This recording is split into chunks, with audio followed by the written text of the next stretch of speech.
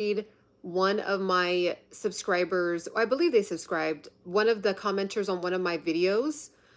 This was a very powerful comment and story, and I want to read it with you all. So, really quickly before I read that, this is actually going to be a part 2. Okay, so I do have a video this video right here, where I discussed being brutally honest with you about your weight. Okay, so this is where the comment was left. Okay, so being brutally honest with you about your weight. So this is going to be part 2 of that. Okay, so if you want to check out that video, I will have it linked down in the description, or it will be after you want to watch this video, it will be pinned at the end of this video as well. So definitely make sure to check out the first one. So this is from that video. Okay, so before I do that, let me just put something in the chat.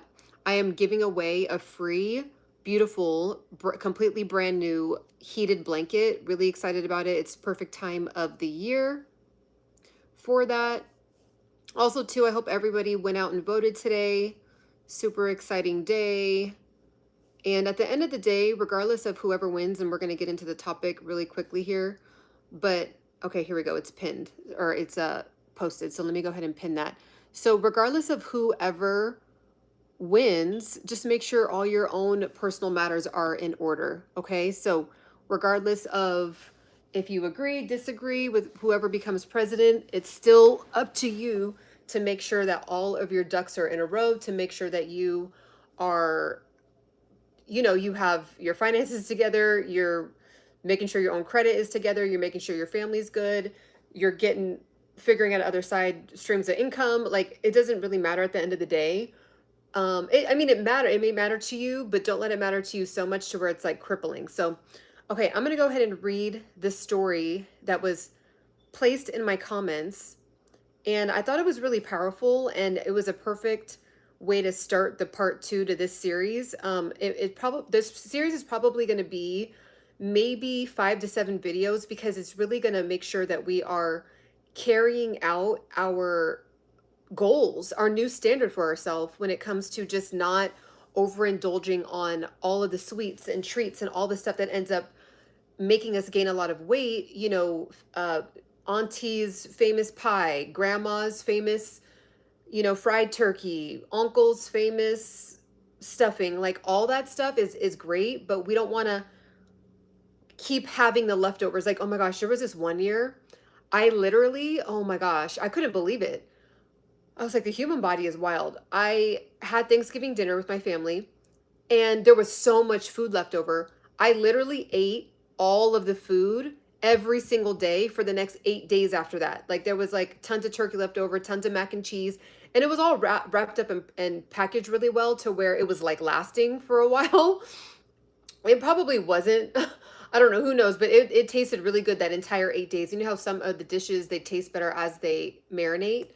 And I'll get into this comment in a second, but I ended up gaining like something like 7 pounds in 8 days. Like, it was crazy.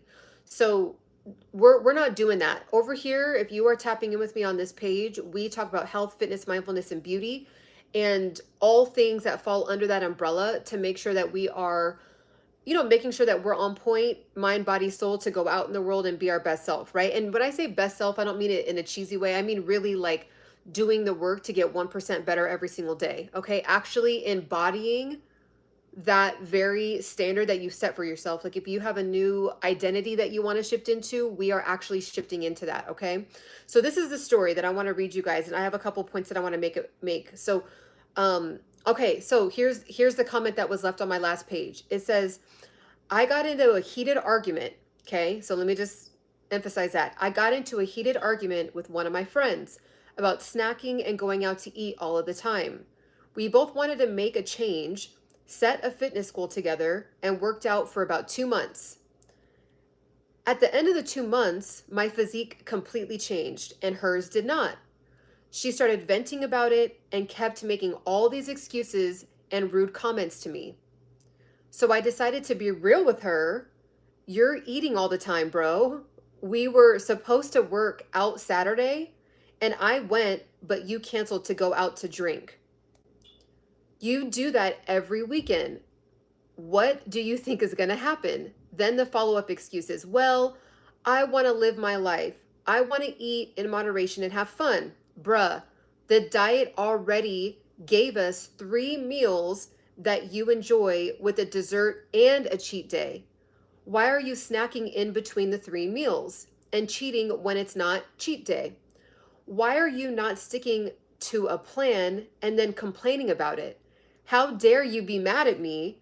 If you want to be thin, you must let go of big, big, you must let go of big back behaviors. Every woman I know that stays thin, I never see them overeating or drinking. I see them sharing fries with each other, splitting a cookie, getting a to-go box, etc. The things they do are not centered around food. The only time I see them overindulging is when they're on vacation, at an event, like a wedding or something. Then immediately after the vacation, they disappear for 2 weeks because they're detoxing and stuff. And immediately drop the weight. They don't continuously eat like that. I have an aunt that's a size 2 to 4 depending on the day, and she wears a waist trainer religiously. I'm like, why are you wearing a waist trainer? She said, because it keeps me from overeating. Oh my gosh, I'm going to touch on that. I'm sitting there shook because I thought she was just naturally thin. Then it clicked. Like, they have to consciously make healthy choices just like us. Okay. So there's a lot here. There's a lot here, and we're going to dissect it. But I thought this was so powerful because in this video, the reason why, so I made this video. Okay. I made this video and I talked about it, a lot of the stuff that she said. So that's why I think that she was resonating with it so much. So it's like a lot of times during this time of year, our mindset is like, I just want to live my life. And the thing is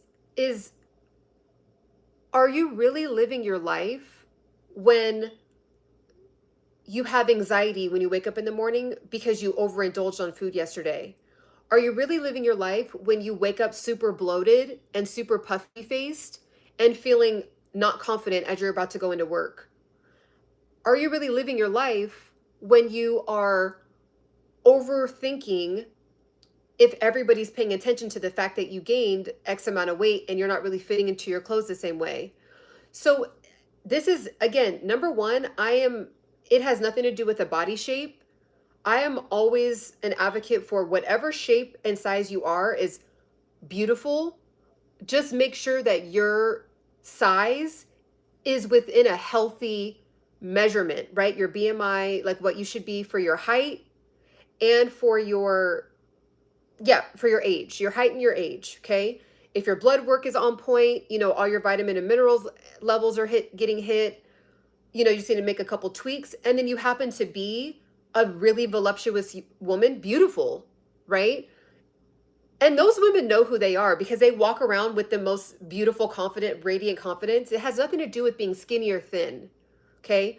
Now, it depends, we all have different goals for ourselves. So this is not a standard on which one is the best, which one is the most liked, which one is deemed to be, literally, culturally, we're never going to win that argument on what's the best or not, because culturally, full-figured women are top tier in some cultures. In other cultures, being very, very real, skinny, thin with nothing is top tier, right? Somewhere in the middle is for another culture. So that's not the argument here.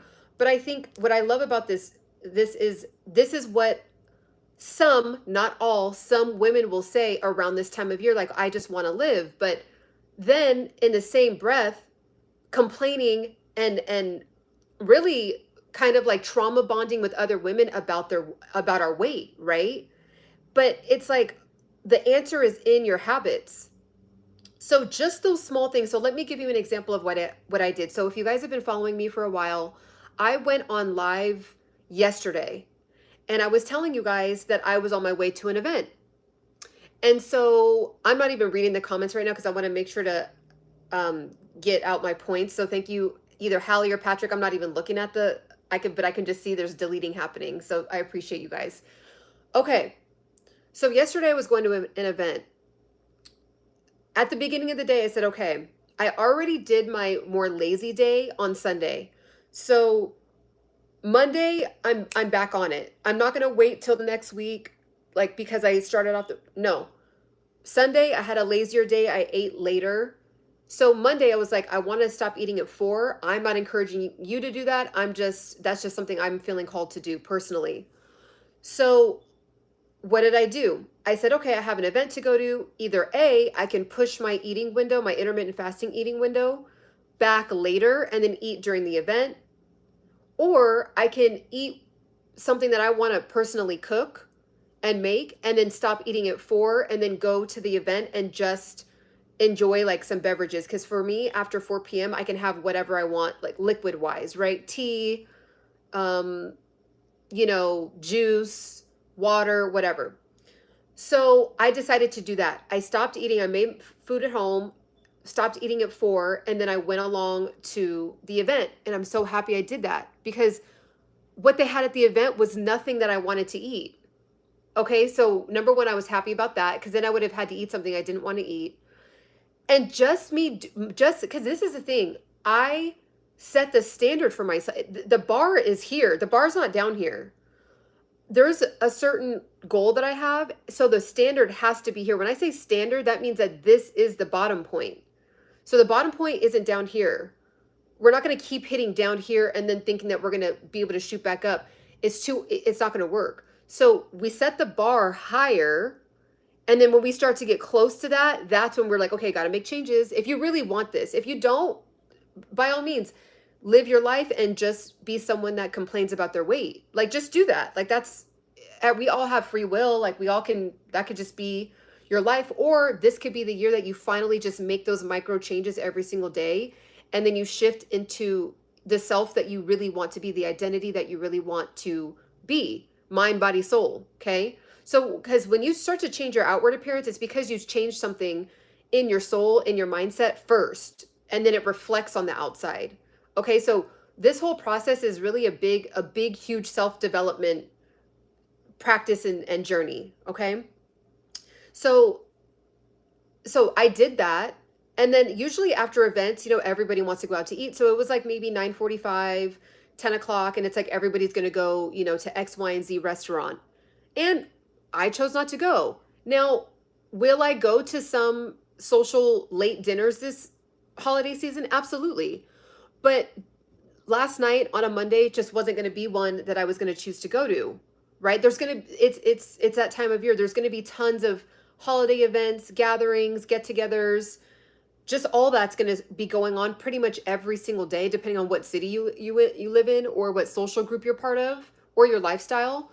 You're not going to miss out too much. So I went to sleep early, got in a good sleep, woke up early today, got a ton done. I've worked all day. Now I get to be on live with you guys comfortably, right? Not super tired. And, I got to do what I needed to do. So all of that was from the decisions that I made at the beginning of the day yesterday. Now, someone could look at that and say, well, you didn't eat at the event.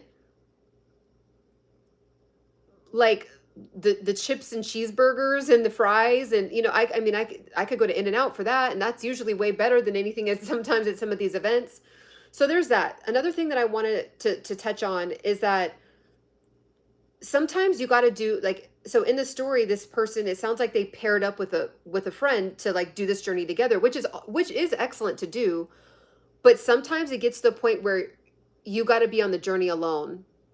You got to be on the journey alone. Some people you can partner with and you guys go hard together.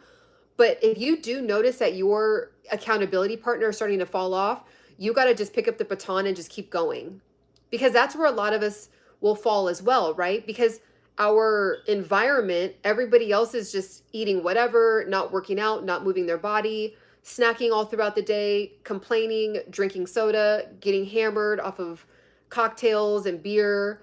And then wake up feeling crazy, especially if you're 30 and up.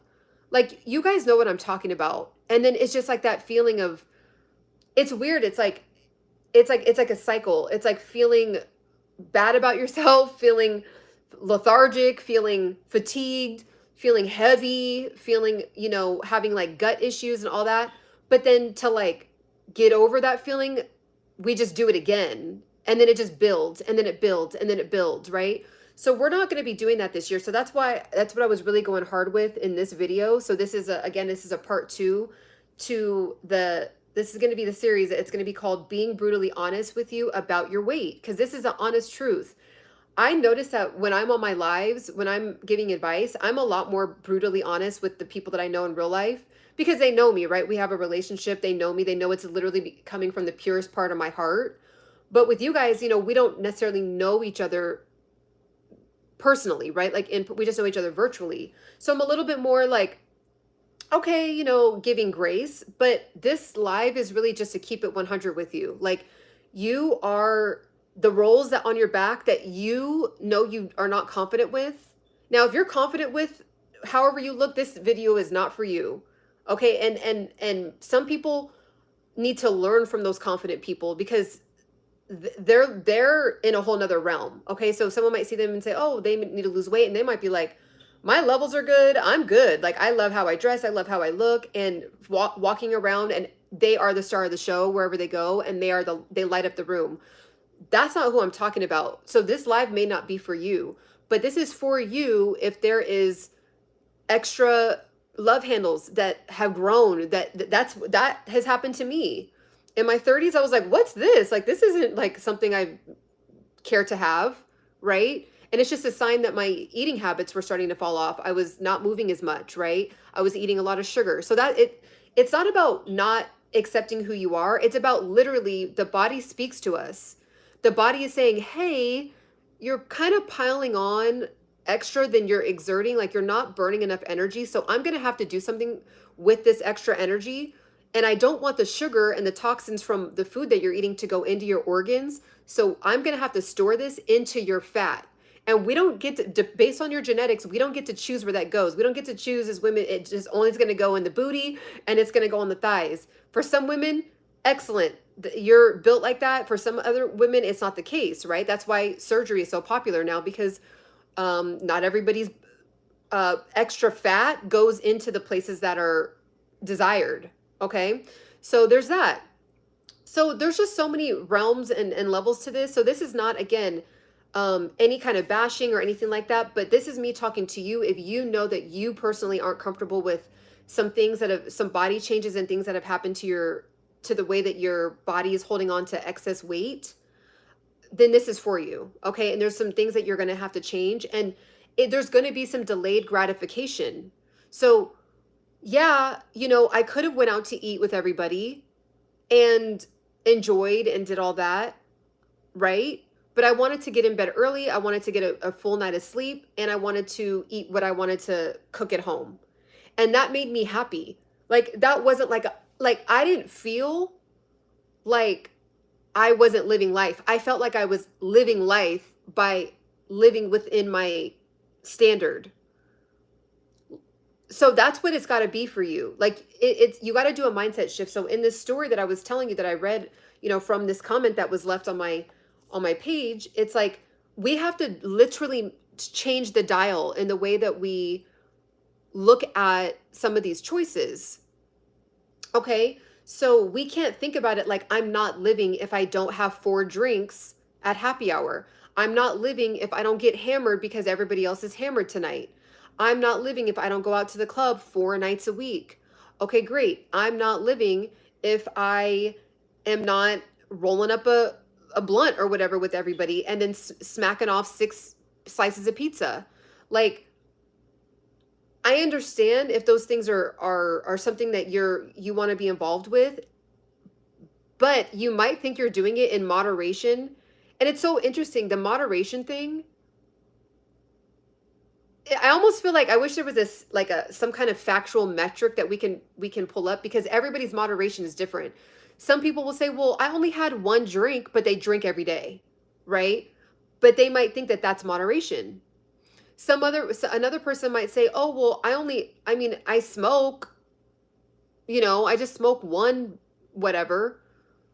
But someone else might think of moderation as once a week or twice a week, but then somebody else might be like, "No, I really only do that every 4 months or something." So when it comes to moderation with these things, when you're doing something, especially eating sugar, moderation is not every 2 days, 3 days. Like that's not how it works. Unless you are an all-star athlete.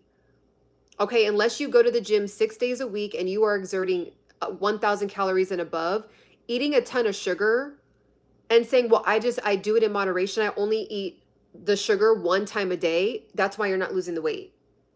So you might need to even switch the dial on what is moderation in your mind. What does that mean to you? And then if it's not working, if you're thinking that you're eating in moderation or you're indulging in certain vices in moderation, but then you're making no changes, and if anything, you're actually getting worse, then you might need to really shift the way that you think of moderation. Okay. So there's that in regard to part of this story. And then again, like I was touching on earlier, it's like sometimes you're going to have to do these things alone, and it might get to feel like you're a little bit alone. Like, okay, wow, everybody's doing this. Like, for example, when I go to my brother's house and his wife can cook, like she is a bomb. She throws down in the kitchen. Because of my goals, like I have my personal goals and the type of role model that I want to be. I see myself in the future as a fitness and lifestyle coach, right? Fitness, nutrition, all of that. And just for myself, I feel better when I'm more when I eat whole food. Like it literally feels better inside of my body. I feel more energy. I feel happier. I feel good in my system, right? I can feel the nutrients in my body. So when I'm over there, you know, I can't eat what's in the house all the time. And that's okay, right? Now someone could look at me on the outside and say, "Dang, she's just not living."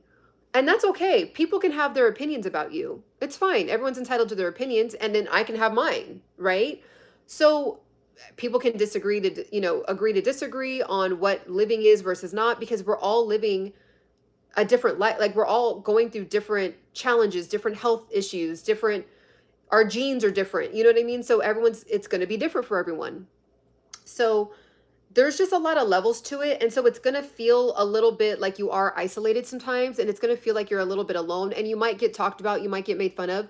But then in 90 days, when you are looking lean and looking, just looking, feeling lighter. And the thing is, when you do get more fit and like lose the weight, your energy is even different. Like the way you come off is even different, because you're just looking in the mirror and you're like, you know what? I'm proud of myself. I made X, Y, and Z changes. I made X, Y, and Z, micro habit changes, and I'm really proud of myself. So you're showing up and you're walking into a room and you're not like this, right? When you're walking into a room now you're walking into a room and you are having this very like welcomed open energy, right? You have a leadership quality, essence about you.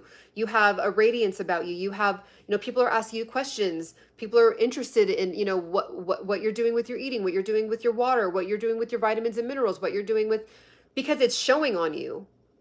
Okay. So if you're resonating with this, if you're resonating with this, go ahead and like the video, go ahead and subscribe, so I know that you're resonating with this. So another thing that was said, the waist trainer thing. Okay, so this is a really, really great one. I do this every single morning, and I actually would run and get it, but I don't want to waste your guys' time by me going and getting my waist trainer to show you. But I have a waist trainer, and that's exactly why I wear it. So what they said was that their aunt wears the waist trainer to make her not eat as much, right? Because, and this is the thing, you may not have to do that. I'm not, again, none of this is medical advice. None of this is any kind of professional advice. This is just genuinely me telling you what I do and me sharing my story and this other person's story. So just a complete disclaimer on that. I'm not claiming to be a healthcare expert, none of that, okay?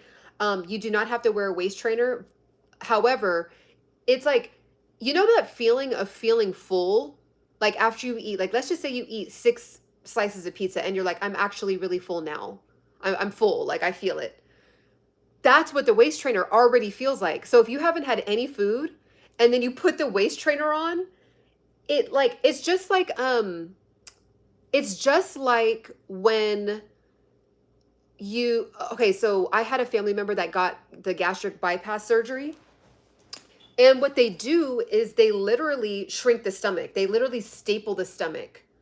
Okay.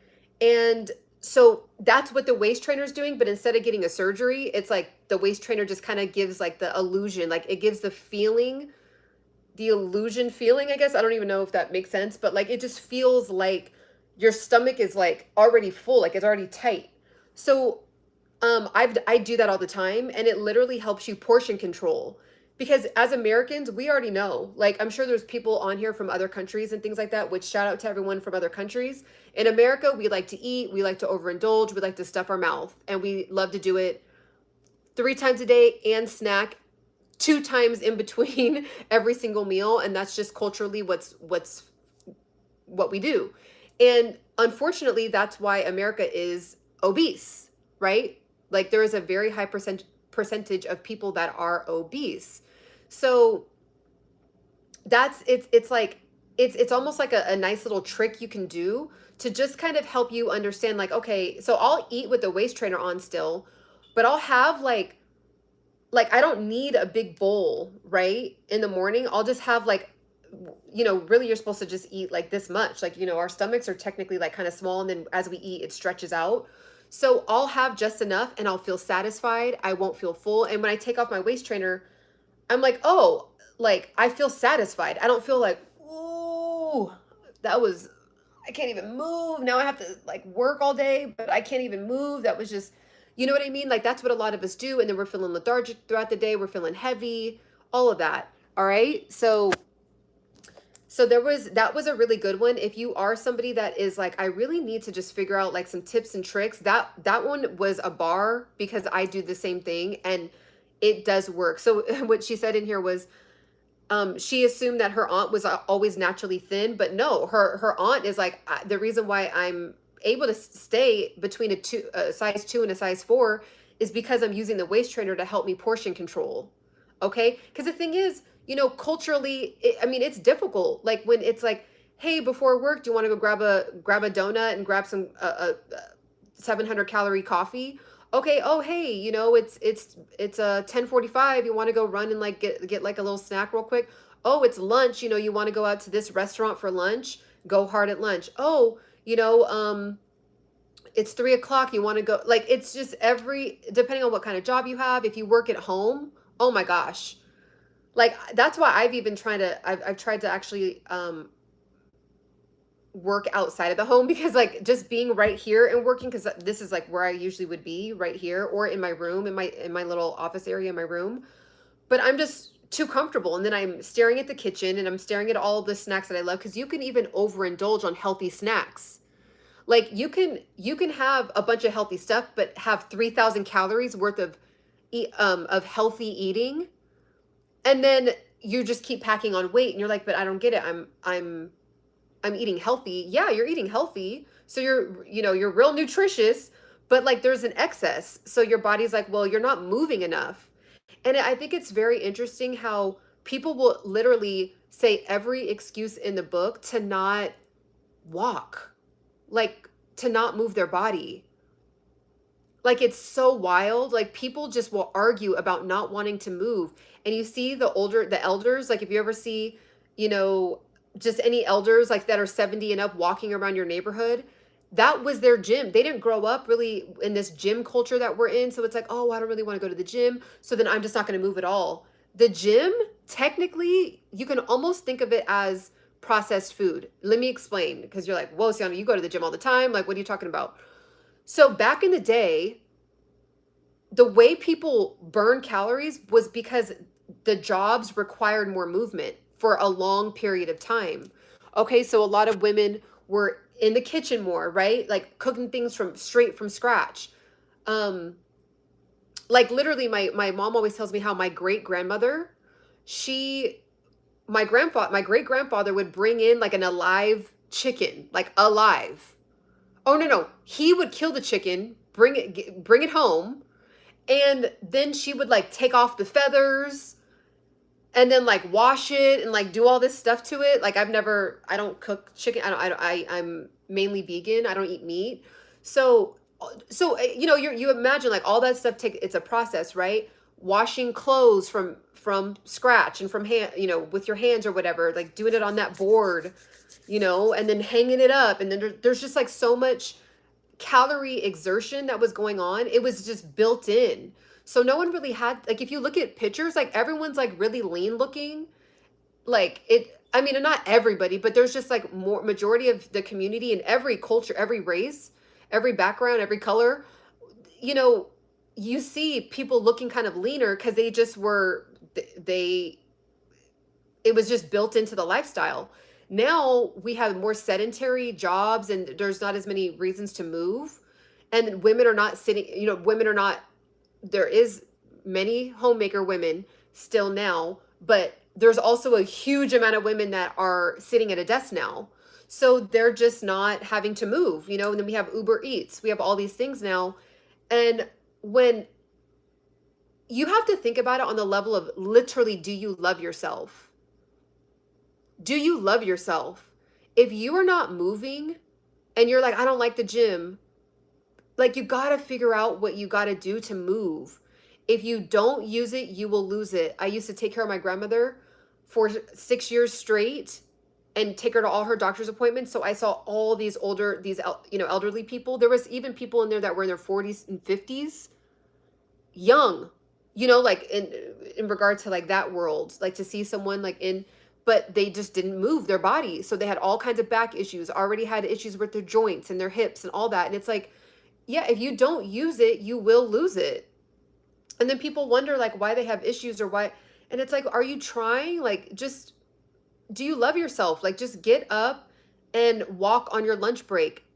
Do, you know, and this is also too, really quick, we can, I'm okay with doing, because it is election day, we can do like a quick little, a little check-in on who's winning the race. Can you guys tell me? I mean, I can look it up real quick, but so do you know what I'm saying? So, because we can just keep watching it all day and it's like, okay, we get it. So it looks like the Trumperton is in the lead at the moment. So, but so yeah, so I mean at the end of the day, you got to think about, you got to raise your bar to be your new level. You have to love yourself. You have to think about it like, if I'm not moving my body, if I'm overstuffing my body, I don't love my body.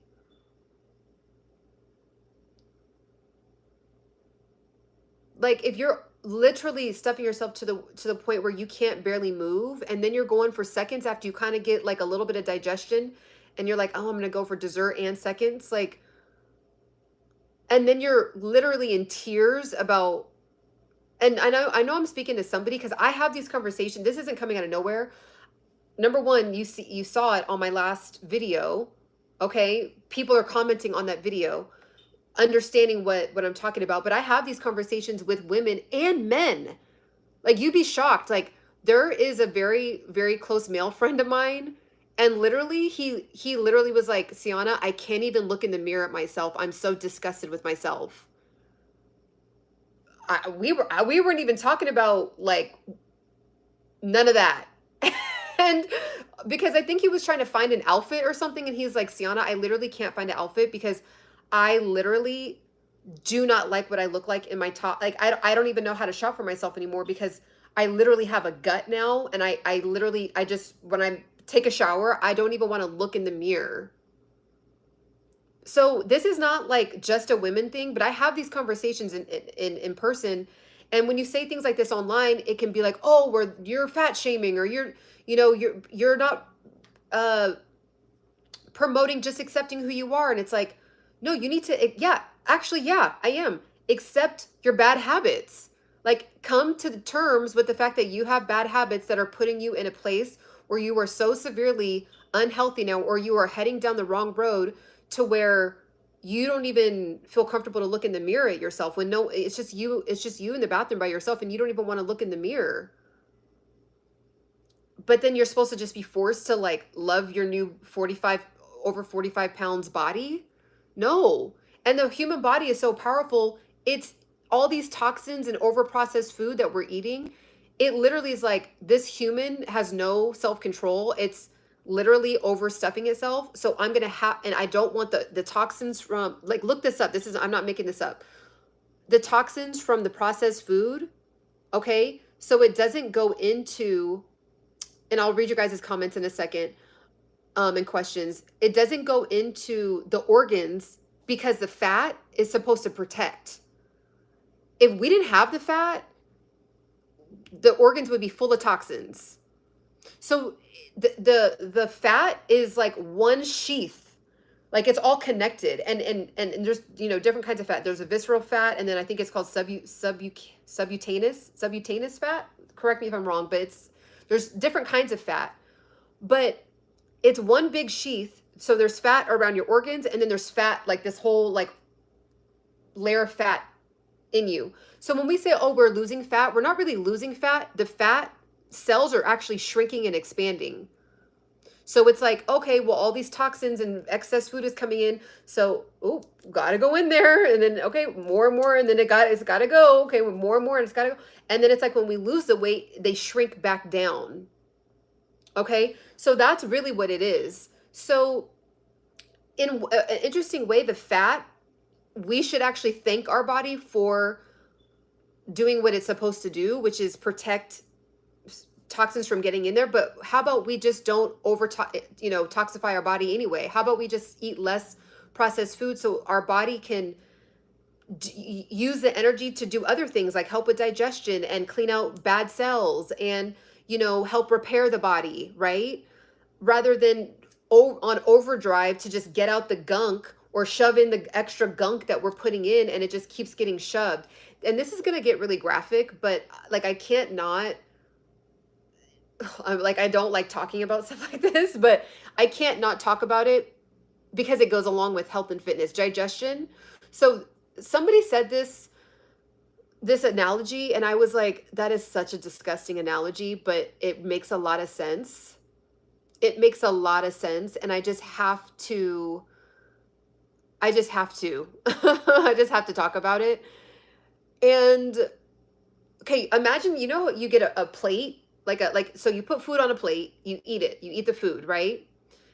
And then you know how there's residue from the food on the plate, and then that's why we go wash out the plate, right? Go wash it up, whatever. So imagine your intestines, like how it looks left over on the plate. That's what your intestines are filled of. If you keep stuffing your body, stuffing your body, stuffing your body. So imagine your intestines are supposed to look like this nice, like long layer of like a clean pipe. Okay. But like it's looking like excess residue built up and built up and built up and built up on top of each other if you don't do detoxes. So imagine like that residue is going into your cells and stuff too. So there's just so much to it, but like it's just time to figure it out. So this is part 2 of the Somebody's Got to Be Brutally Honest with You series.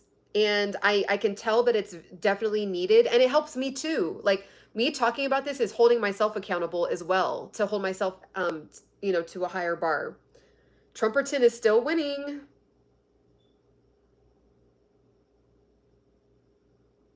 So we'll see.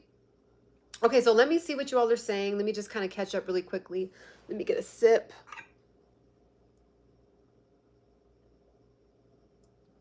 If you're resonating with what I'm saying, definitely subscribe, definitely like, because what we're doing over here in the Embody Pursuit world, okay, the Embody Pursuit tribe, we are checking in with each other every single day and just doing a light check-in, but it's like a, hey, what are you doing? Is your water intake good? Are you working out? Are you moving your body? Are you going on a 10-minute walk? Are you walking on your walking pad? Are you, working on, what's your goal for the day? Eating less portions? Are you doing intermittent fasting? Are you going to stay within your window? Like just one thing that you're like, you're going to set the bar high for yourself for that day. And that's what we're doing every day. So I think I've literally been on live every day, except maybe for one day. Arguably, I don't know if I feel like did I miss one day? I think I might have missed one day, but I've been on live every single day. So we're going to be doing check-in. So if you need a channel of just really dope individuals that are just checking in with each other and just doing a 2024 fitness check going into 2025, because what we're not going to do is on December 31st, throw, I don't know, do a little sparkler thing and then talk about our New Year's resolution, get a gym membership and then go for 2 weeks and then not go. And then we start off the year just like we did. We are already checking into the person that we want to see in May 2025, getting ready for Memorial Weekend.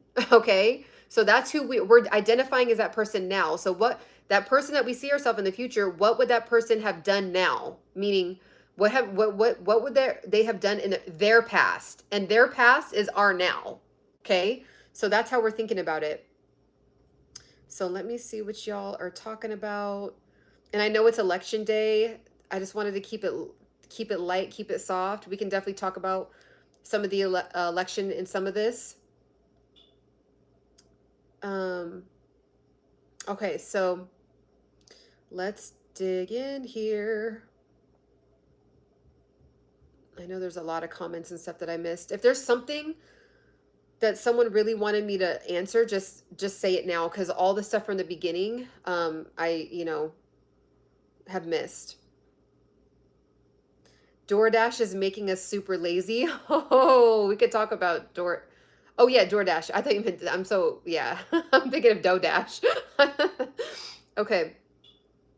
Please guide me for my excess weight. Okay, we could talk about it. Hungry, lost my place. Hold on. These comments what I don't like is that it pushes the comments like as I'm reading. Okay, my place of living, can someone please, okay. Living a sedentary lifestyle. Yeah, we don't want to do that. What's your thoughts? T or H? Trumbull skill scan. That's funny. I think,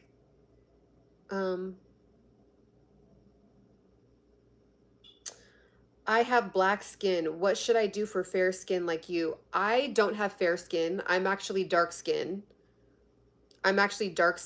So there's that. And you don't need to do anything for fair skin. You just need to love your black skin because your black skin is popping. So there's that.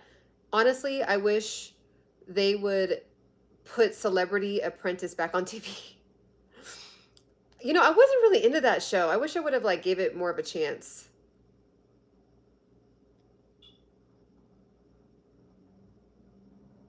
Let's see what else.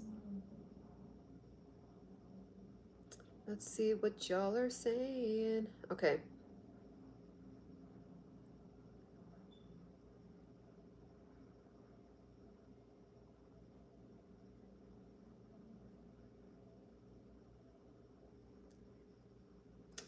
Well, no, certain people with specific interests control the political spectrum. And yeah, it's true. Ciana, I have to be honest. I have 4 health coaching certifications at this point, yet I still can't master changing my eating habits. It's frustrating. I have no self-control. I'm going to dig into that in a second. Oh no, it's no worries. I know today, Patrick, I read your comment about we're listening to you, and I had a feeling that people were gonna, because the election is trending right now, and it's a big deal. I mean, we're gonna find out who is gonna be the next president of the United States, and this is just the most controversial one. But I was like, okay, I just gotta kind of mentally check out of the election for a second. So it says, Hallie said, even when I cook at home, I eat too much. Tonight I made, ooh, that sounds good. Biryani chickpeas with rice. Ooh, that sounds good. And see, that's the thing,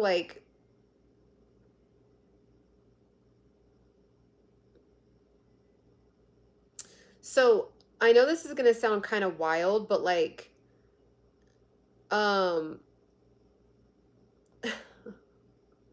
so I think I think really quickly, sorry, I'm reading all your comments, so I'm going to be bouncing back and forth for a second, and I'll get back to what I was going to say, Hallie. But the skin tone thing, it might be an illusion because I'm sitting in front of my ring light. So it might give the illusion that I'm a little bit lighter, but it's just if I didn't have this on, then the whole screen would just be too dark and you wouldn't be able to really see me at all. So it just is giving the illusion. Or sometimes when I'm driving around in my car and I have the sunlight beaming on me, it might give the illusion, but I'm definitely a medium to dark skin tone. Like I think the camera does kind of pick me up a little lighter sometimes, but I'm happily dark skinned. Okay. Um,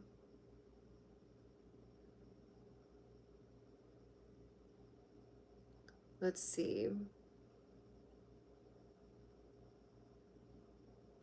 Okay. So Hallie, I've done this before. I used to do this a lot.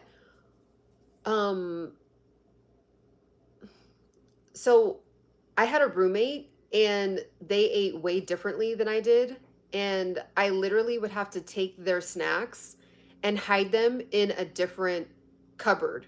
So it was like out of sight, out of mind. So with your food that you cooked, it might be something where you might have to do it out of sight, out of mind. So you know how like we'll cook something and then it's sitting on this, we give ourselves a serving and then we know there's more over there on the stove and it's like it's looking even better because now we're eating and we're like, ooh, I'm about to get more of this, right? So but if it wasn't visually in sight, then you probably wouldn't eat it. And I know it's interesting because we have to let the food cool down before we can just put it in the refrigerator. But just maybe like even closing it all the way up and having it packaged ready to go and letting it cool down before you put it in the refrigerator for like leftovers. Like sometimes just that like out of sight, out of mind thing might not trigger you to eat more. So I literally would have to hide things from myself, especially when I was trying to lose weight, like the 30 pounds that I lost years ago. I was like, I'm going to have to really go a little bit above and beyond to really help myself. Like, I have to meet myself where I'm at. Like, I know I'm not strong enough to see, Oreos and see what else? The wheat thins aren't terrible, but it's like, I'll eat the whole box in 10 minutes. Like, I'm not even kidding. Anything, all the snack food, right? All like the snacks, like processed snacks that are just like pretty and packaged and colorful and all that and super filled up with sugar. I know myself. I know I am not strong enough to see it and be hungry, or see it and be like not even hungry, but just like, well, just a little bit. Like, but the just a little bit every day just adds on, adds on, adds on. You know what I'm saying? So it's it may seem like that's just doing a lot. But you might have to do something like that. Like you might have to go a little bit of, or just only cook, because I know, you have your daughter, so just cook just the right amount for you and your daughter.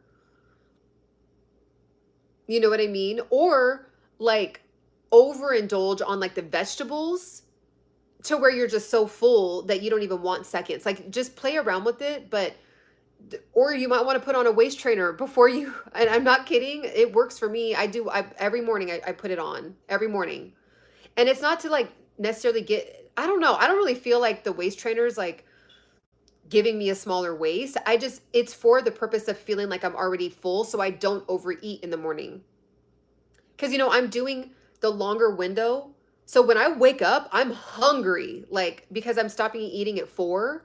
So then, that's 8 hours up until midnight. And then from 12 to 8, that's 8 hours, right? So I usually wake up like naturally, like around 6 a.m., 5:50, 6 a.m. So at 6 a.m., I'm ready to eat. That's already 16 hours of not eating. So I'm like, okay, let me put on that. So I want to just like stuff myself with anything. Like even if it's healthy food, I want to overindulge, but I put on the waist trainer to help me.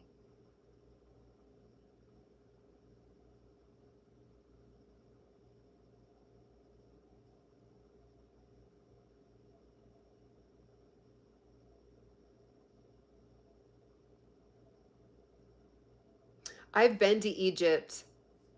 That's one of my most favorite places I've ever visited.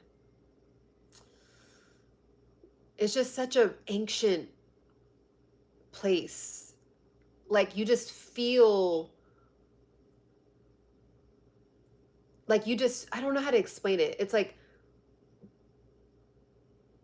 the area I was in, at least, it was like people were still doing the same things that people had done for 2, 3,000 years.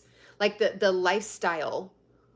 You know what I'm saying? Like, and you can just feel it. Like, it just felt ancient. Like the way that like things were being made, you could just see that it's like the same process of making bread from like 3,000 years ago. Like, I just love, I'm really, really fascinated. Like, I have, like, that's kind of like one of my, I guess, like hobbies, I guess, or, what would I call that? Just like how people love video games, like they want to play video games. Like, one of the things that I'll do is look up how people used to live in ancient times. I'm just so fascinated by that. I just think it's cool to learn about, especially with ancient beauty, like ancient beauty regimens and stuff like that. I just think it's so fascinating. It's like we don't have all these procedures now, so what were women doing to like beautify themselves? And then, you know, you read stories in the Bible and how like some of the women were so beautiful, and it's like, well, what were they just born that way? Some of them probably were, but I know that they were doing beautification processes with like oils and stuff. I just love that stuff. Okay.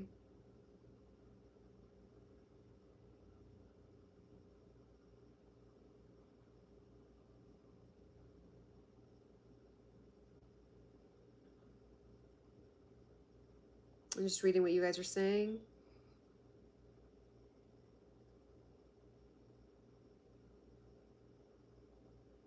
Oh wow, Harlem, Spanish Harlem, welcome. Patrick. True. Let's see.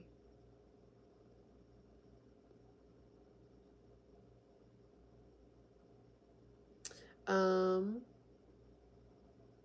Hello, let's see. Mac Mars.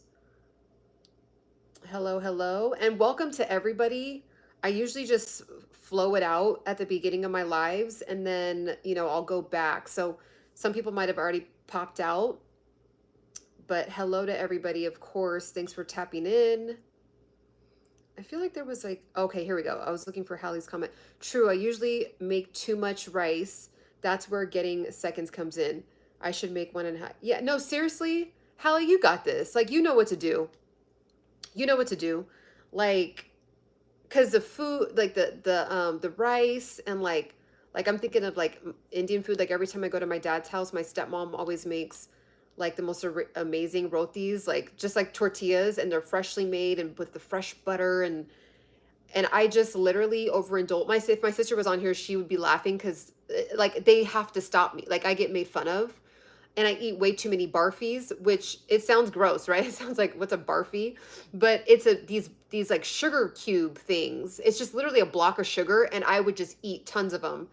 And it just gets to a point where like you just get so fed up that it's not even pleasurable anymore.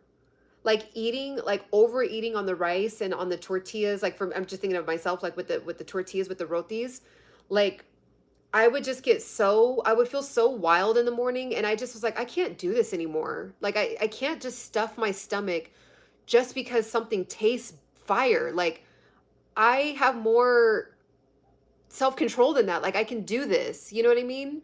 So I just got to a point where it just wasn't fun anymore to like go back for the seconds and thirds, because I would already kind of imagine how I would feel, that overindulging feeling, and like feeling like, and this is the thing, I kind of like, I'm it's a blessing and a curse. I'm kind of happy about it because it keeps me in check.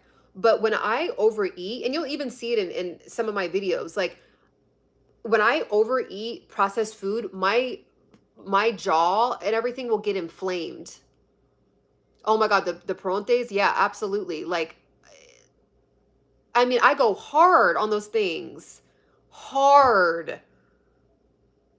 But when I overeat those things, my, like, I can feel it, like all my lymph nodes, we all have like, you know, lymph nodes like all under here. All of this will be inflamed. And then I wake up and I'm feeling inflamed, and then like I'm dehydrated, so I'm just really like, so I, some people, they have like these real, like they might be like, you know, overweight on their body, but like their face is really, really chiseled and thin. I can see like literally right whatever I eat, people are already going to Trollville's already in the building, chatted, or what is it? Trolladonia. Trolladonia is already in here doing their thing. It's like they had a meeting, and they were like, we're coming for Ciana this year. So, I mean, Hallie's and Patrick have had to go to work in my lives. But yeah, like when I so you might be like this too. And pay attention to that. Like if you wake up and you're really, really inflamed, like that's a sign. Like your body's saying, "Hey, we're doing what we can, but like we only could do so much." So, you know what I'm saying? Trolladonia. Like they got their troops, the troops, like the trolley polies are out here tonight, especially on election day. Oh my gosh, they are out here. Okay. Let's see what else. Oh, nice. Yeah, I was in Cairo and then I was also in New Cairo a lot. So not New Cairo and Cairo. It's just really beautiful, amazing, beautiful culture. Ancient cultures are so fascinating. Ancient cook, yes, the way that they cook, the way that the pots look. Like I'm really fascinated with like the odd looking pots and like how like it just they don't look perfect. Like I love ancient looking pots. But yes, like everything about how they did stuff, I just feel like some of this stuff like it wasn't broke, so why do we try to fix it, you know? Like it was already working well, like with some of the ancient herbs and ancient, just like some of the elixirs and all that stuff, like it was bomb.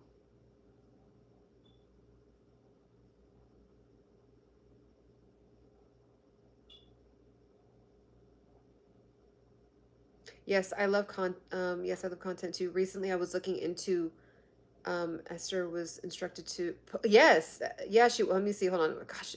Right when I'm reading and then I more come and then it shoots it back up. Hold on. Just give me a second, everyone.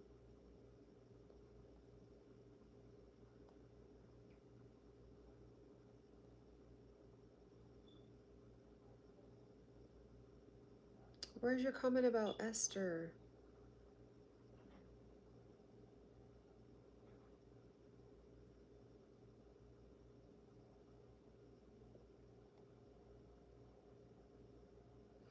Um, uh, if you really want to feel the ancientness, just visit or search on Google the monastery of Saint. Okay, yeah, I'm gonna click. I'm gonna.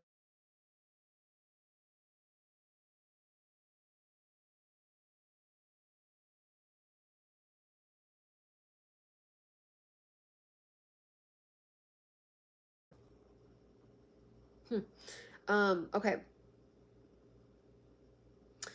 Can you write it again, Holly? It's just like people keep typing, which is a good thing, but then I keep like losing. Okay, wait. Was instructed to put oils and perfumes. Yes. So that's what they did. Yeah. Like they would put oils. Like the women would literally lather and like soak in oils for like a year before they actually got presented to their husband to the king. So it's like, we and oils, it's like it's not toxic. It's like, and then your skin is it's literally infused into your skin. So you just always have this like beautiful glowing skin, and it's tight but it's supple. And um we've gotten away from that stuff. So I want to that's why that's actually where I got like the frankincense from, because I'm like, if Jesus was presented frankincense, like there's something that we don't know here. Like I need to be putting that on my face. Uh-oh. Uh-oh.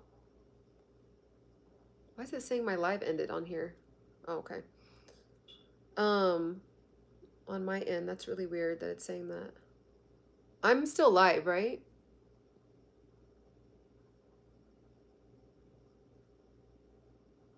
No, none of the devil oil, none of the no, none of the diddler swindler oil. No. No. We're talking about ancient purity oil, okay? Yeah, absolutely. They're in Ayurvedic methods as well. Absolutely. I mean, I grew up on that stuff too, like, always being in my dad's house and seeing my stepmom. Like it's just ancient. It could be Egyptian, it could be African. I mean, well, Egypt is in Africa, but you know what I'm saying? Like all over Africa, Chinese, ancient, like anything ancient is just I think it's so fascinating. Like, I think that the method, like the teas, like the ancient, like when I went to China, some of those teas were ancient, right? Like everything at my dad's house is very ancient feeling, like the herbs and the spices and all that stuff. Like it's in America, it's just like we just don't have that, you know, we don't have that ancient feel at all. You have to like really know a grandparent or like just have grown up in it, maybe from having like immigrant parents or something that migrated like within the last 50 to 60 years to like actually have feel that tradition and that ancient vibe like being carried over into America. So I hope that makes sense. So this was, you know, I just wanted to touch on that comment, that story earlier. And, you know, A, just to wrap it up, you're going to have to just do it alone. B, you're going to have to do some things you've never done before. Why do you expect that your body's going to change? Or, you know, your mindset's going to change if you don't change what you're doing? And literally, I saw a study today that they literally did a study where they had different groups of people and they tested all of them to see where they fell as far as if they're a positive person or a negative person, like how they view life. So they put like five people that were positive people in one group, and there was like four of those groups, right? So each group was five people of four groups, and in each group there was five people that were positive, okay? And then the experimenter placed a negative person in each one of the groups. So there were six people, and then five were positive, and then one person was negative, and there was four groups like that. And or no, I'm sorry. They placed the negative person. Let me take that back. They placed the negative person to a group at random, so no one knew who was a negative person, right? The group that had the negative person in it did 40% worse with the project that they were supposed to do. They did 40% worse than all the other groups just by the negativity. So when they say like vibes will affect you or you have to drop like the negativity out of your life, you literally do. So I know I like butchered how I was explaining that, so I hope that makes sense. So essentially the person that was negative, their negativity infiltrated the group so much to where the group failed by 40% compared to everybody else with the project that they were doing. So I thought that was very fascinating because, you know, we hear about it, we loosely talk about it, but they actually did a study on it, and it's a very real thing. So, you know, with your health and fitness, if everyone's looking at you like, you know, you're like, I do get made fun of in my family. Like my brothers and sisters pop in here all the time, you know, and I have all of them could be up in here and I'm still going to say the same stuff. Like I do get comments, you know, about like, you don't, you know, you're not eating, or, you know, you don't even be going in. Do you like food? Yeah, I love food. I just know how to control myself. Now, I used to not. That's why I gained 30 pounds before. And I don't want to go back. I don't.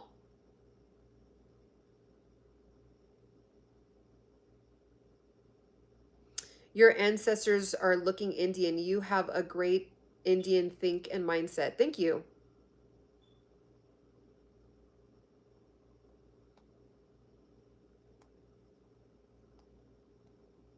Okay, who's winning right now? Who's in the lead right now? I haven't looked at it. Or who's leading? I'm assuming it's Trumperton.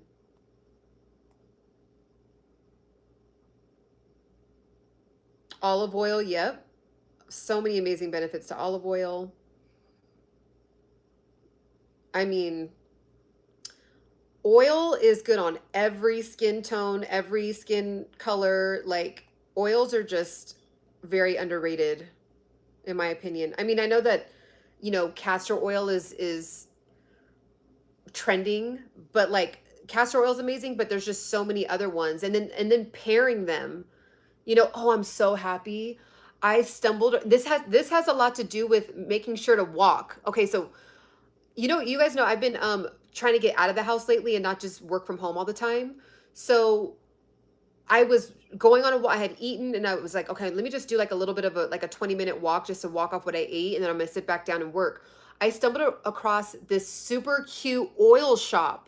Oils, um, all kinds of like herbs, all kinds of like you literally can't you have to go in there with your own mason jars, or you have to buy the mason jars there. Like nothing's in a package. You have to show up with a bag of your own like stuff to put in the mason jars. And the girl was so sweet. She was super knowledgeable, and she was like, because we were talking about frankincense, and she was like, literally people do put frankincense, too much frankincense on it. I was like, well, what do you mean? And she's like, it's 0.05 per whatever ratio. So she's like, say for example, if you have 100 ml of castor oil, you're only supposed to put 0.5% of frankincense in there. And I was like, well, she's like, so sometimes it's just like a drop. And I'm like, what? So I'm over here putting like do like in my castor oil, and I'm like do, and I'm like, sometimes I can feel the fumes from the from the frankincense, and I can feel it like as it's coming out of the bottle. I feel it like going near my eye, and she's like, yeah, that's not good. So she's like, everybody does it. She's like, literally, frankincense is so potent, it's so powerful. So you only need. She's like, what you do is you don't even take a drop. You actually take a toothpick or like a safety pin needle, and you dip the needle in the frankincense, and then drop that little drop into whatever the size of or the amount of the castor oil. So it's just, I have a feeling I'm going to learn a lot from her. But she's even, because next time I go, she's like, you can actually make your own frankincense oil. So I have it already made, but she's like, if you want to make your own, like, it was like, I don't know what to call it, but it was just like already, it was like hardened, like herb looking. And I was like, how do you make the oil from that? And so she's like, yeah, I'll teach you how to do it. So I'm excited. I'm excited.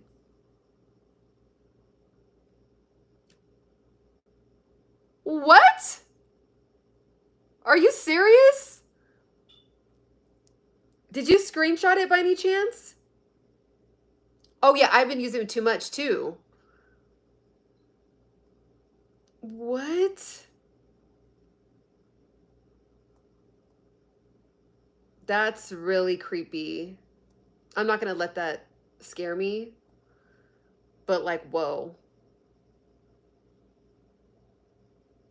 Ew. I mean, that is the thing about being on the internet. Oh, you emailed it to me? I want to see it. Oh my googly. Great googly oogly. Oh my gosh. What? Okay, hold on.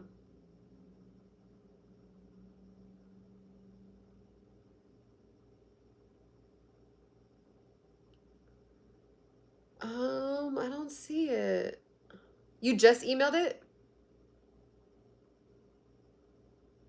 Also, too, if you're tapping in with us over here in Embody Pursuit World, go ahead and give the page a like and a subscribe.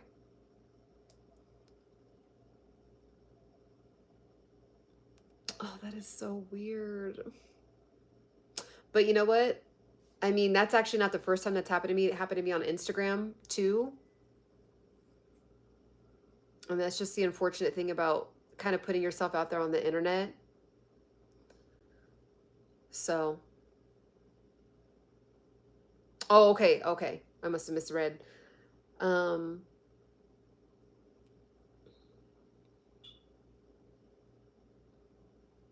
Thank you guys for the compliments. Shout out to everyone coming into the chat.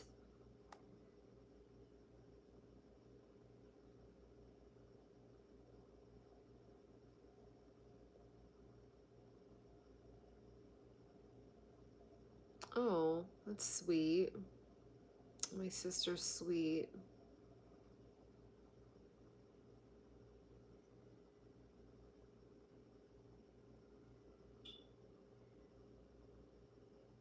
So I was yapping my jaws earlier, so it's more chill at this point. But over here on this page, we talk a lot about health, fitness, and mindfulness and beauty.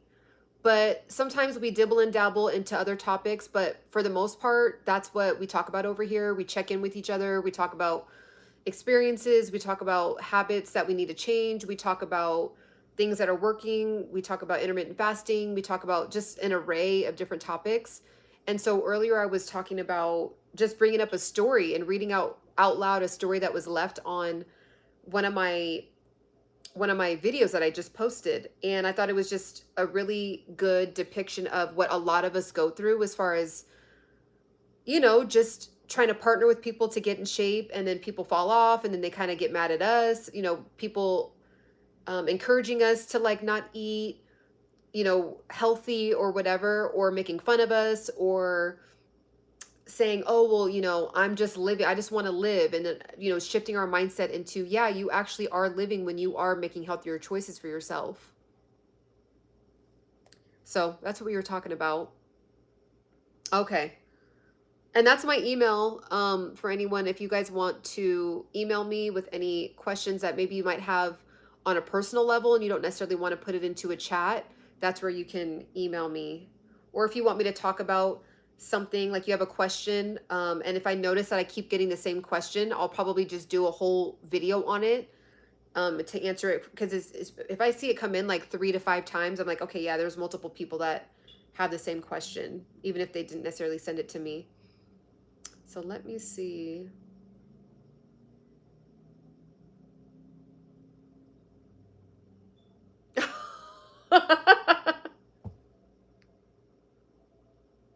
I'm sorry. First of all, good eye. First of all, can you pick a better profile picture? Come on now. Trolladonia, they gotta step it up. Oh, ghee, I love ghee. I love ghee. That's why I don't really call myself a vegan. Like, I call myself a vegan loosely, but like, yeah, I love ghee. I will never not be taking ghee. There's just too many benefits to ghee to not be taking. I'm like,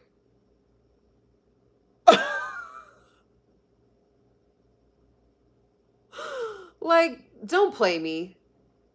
Don't play me. If you're gonna, come on now. We look alike, but I don't have a beer gut like you. I'm sorry. People are so weird. Oh my gosh.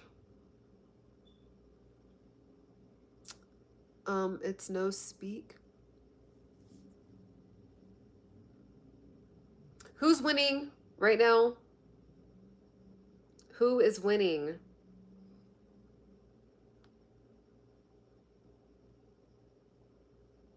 I mean, the Trumperton is just, I mean, it's not over. It's not over, but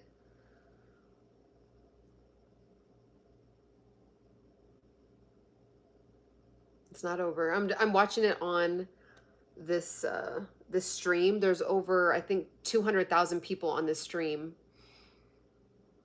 And what state do you guys think it's going to come down to? Because how many battle states do we have left? How many battle states do we have left? Anyone that's like really good with this stuff?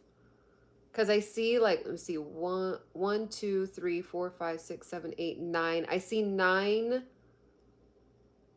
nine states left that it's coming, that haven't gotten everything in yet.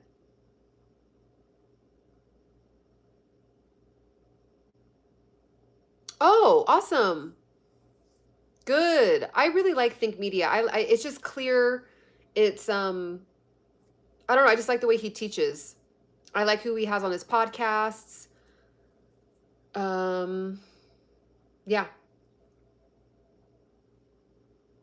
They said if one of them wins Georgia and North Carolina, that's it. Oh, okay. Oh, Pennsylvania. Okay.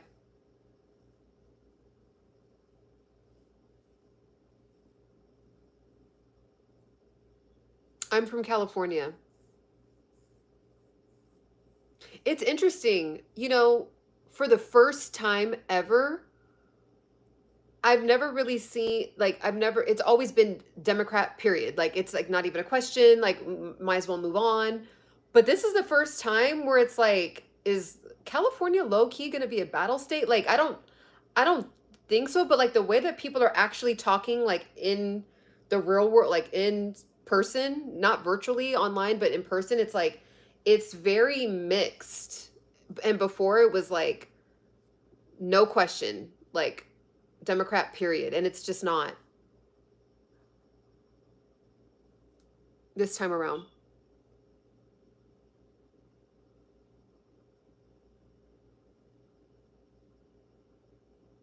Thank you guys for the compliments.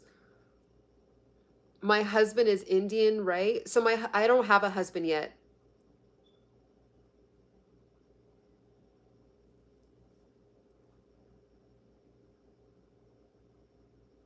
So, yeah, this is going to be interesting. Hmm.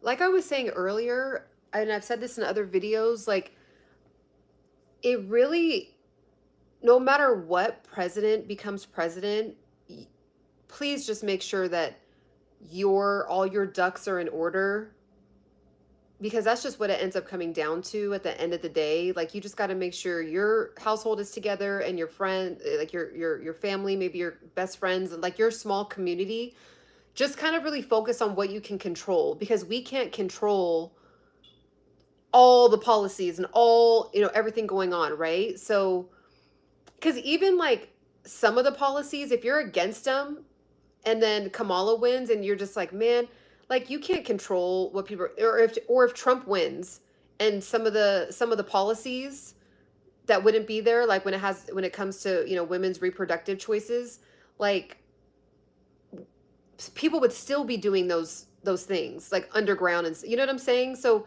at the end of the day, like, I think if anyone is getting too riled up about some of the policies, and if someone wins and now all these policies are going to be allowed, and you just got to make sure, control what you can control. And to be honest, do you know who your local leaders are? Like, do you know in your town, in your city, do you know who your local leaders are, and who are taking over those seats, who actually have direct power to help shift something in your direct backyard? You should probably, like, really more so worry about that than like the macro. Because a lot of people will go back and forth about Trump, and it's like, well, okay, so who's your local leader? Who's the mayor? Who has that seat? Who's in control of education? Let me Google. No, no, no, wait, no, no, no, no, no, no, don't Google. You should already know. You know who's running for office, and you can recite when, oh, you could tell that Trump just got a tan, and you could size up Kamala and the way she's laughing, and you know how to impersonate Kamala. You know how to talk about Trump's hair, but you don't know who the direct people are in your community. Like, come on now. You know what I'm saying? I had to hold myself accountable with that like 10 years ago. I was like, okay, yeah. Like, I need to know who are my local leaders, and we have direct communication with these people. Like, their emails there's public, business emails, and if there's a concern in your neighborhood or your community, that's really what it should be. The town halls, those town halls actually exist, and it's open to the public, and people can go, and you can voice your opinion, and that's what actually helps. Like, because a lot of the times the leaders aren't in, they physically can't be in every single neighborhood. So it's up to the neighborhood to, go to these town halls and report all of that. Yep. So from the smallest seats just in our community all the way up to the governors, like, we should be super comfortable with that. Okay. It is very divisive. You said politics is very divisive. Like many other things are in the world, I'm just hoping that we can all coexist as, yeah. I think that the last 8 years has really kicked up a lot of dirt. And I think that we're actually just cleaning up the dirt. Like it's like, when you like are cleaning out something and you shake it and like you're cleaning out the garage and there's all this dust that floats up and it's just like in the air for a while. I think that that's where we're at. Like it's very revealing where our country has been for a long time. And I think that I have a feeling, I don't know why, but I feel like as much as it seems like we're divided, I think that there's also another level where we're actually noticing the divisiveness and coming together on the fact that we're divided, if that makes sense. Like we agree that we're so divided that we need to work on not being divided. So there's some kind of like coming together on that I think is actually going to benefit like the next generations. We're just the ones taking the beating right now. You know that millennials and Gen Z are actually the biggest group of people that are actually in charge of the vote. Like it's official now. Like it's not the baby boomers and the Gen X, it's millennial and Gen Z that have the biggest influence on this election, which is very interesting because this is the generation. So from millennials and under is where we had technology, started out with having the internet. So it'll be interesting to see, you know.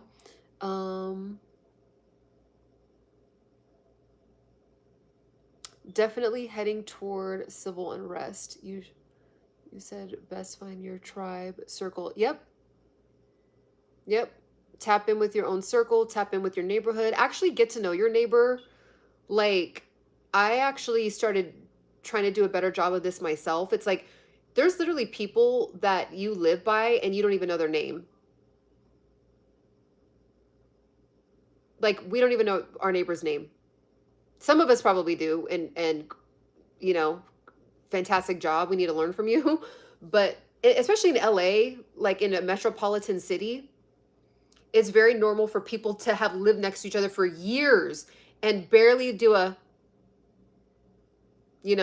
So I've actually been like when I'm in the elevator and stuff with people, like before I would just look at my phone or, I would, do a nice greeting, like, hi, and just keep it pushing. And then there's people I've seen for years. And so now I'm like, I'll comment on something, like, especially if there's children, I always engage with the children. Like, I'm always like, oh, you're going to school? Or are you excited? Or, oh, I like your backpack. Like, I've tried to challenge myself to be a little bit more engaging with neighbors, especially. You just never know when you might like need help or, like, I remember this one time, this lady that lived across the way from me, her and her son, I'd always see her and her son.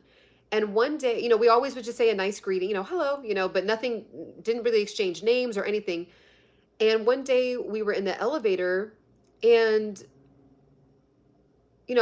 she just looked really sad. And I was like, hi, and she just started bawling. And I'm like, oh my gosh, like what's wrong? And she's like, my son's best friend just got hit by a car and died. And it's just the most devastating thing. Like, I can't even believe it. Like, he just got hit by a car and died in front of his whole family. And it was just like, and I just was, and she was crying and I was just, holding her like, and, this is a neighbor. I had seen her for years. We never really talked much. And so you just never know what people are going through. And especially when you see them all the time. Someone predicted a few years ago that the 1800s, they said that he will be the last president. I've seen that before too. Yep. It's like literally, it literally says the word Trump. Yeah, they actually literally like listed it out, like predicted it with the name. I saw that somewhere too. So we'll see. Do I need a video editor? Right now, I'm just in a space of like practicing being more consistent on a daily or at least every other day basis. And I think when I just start to focus on editing and stuff, then send me an email if you really are interested or if you have a contact for that. Send me an email at embodypursuit@gmail.com. Embody Pursuit, so EMBODY pursuit@gmail.com, and just Let me know what some of your thoughts are. But I'm not really in the market for that right now because it's just more like conversational. But like the what I'm doing is like there's traction on my page like with what I'm doing, so I just kind of want to get better at that before I do anything else. Here in Mexico, your neighbors know all your life even more than you. Yeah, because usually all the abuelas and all the abuelitas and everybody all know each other, and then it's like generation upon generation. But that's really cool. That's how it is in the Indian culture too.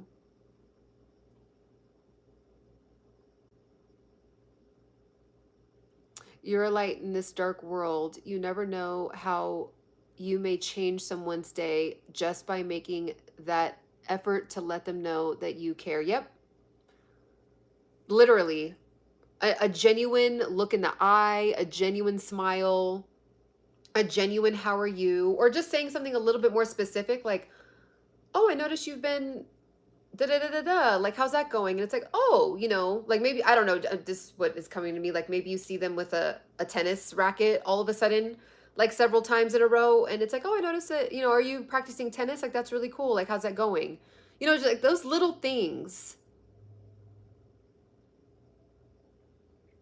I definitely plan on visiting India. Absolutely. Oh, wow. You said you had your second game of the season today. Playing, yeah, that's awesome. I love basketball. I love, love, love it. I think that's my favorite sport. I didn't have a favorite sport. I kept going back and forth between football and basketball equally, but I think that basketball is in first place. Oh, wow. They got it on loud downstairs. Oh my gosh, they always have their surround sound. Can you guys hear it? Sounds like thunder. What Kamala? I mean, I don't think I've ever seen a gap that big, like ever. Like, is that even like at this stage? Usually it would be neck and neck, neck and neck, neck, like every single like past, elections. I love that scent. That's like one of my favorite scents. I actually ran out of Baccarat, but I lately have been wearing Gucci Guilty and I always get compliments every time I wear that. It just mixes with my what's it called? Like your second scent. Like because that's something can smell really amazing, but it not mix with your own like body oils. So Gucci Guilty is like I just always get compliments on it every single time. And it's what's interesting? My sisters have it too. I never told them to get it. They didn't I don't think they told each other to get it and they got it too. So I don't know, it's just like something in the like our second scent that's like pulling out the scent of the Gucci Guilty more cuz they get compliments on it too. So, and I'm like, how do you guys have the same scent as me and like we never discussed, out of the thousands of scents that you can get.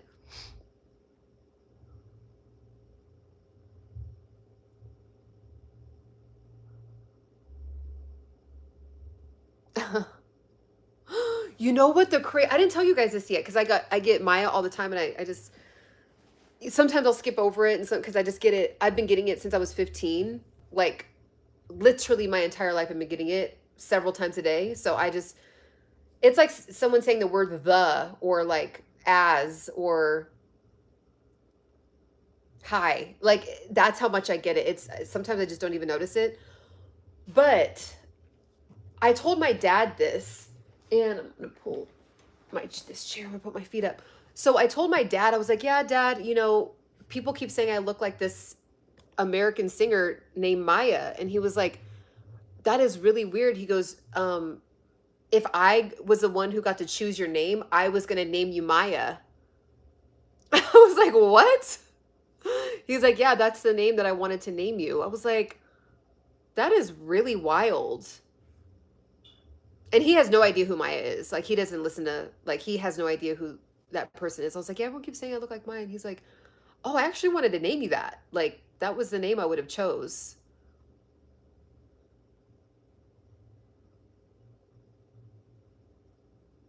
Oh my gosh. Oh, let's see. Oh, wow, that's cool. It's so interesting. It's funny.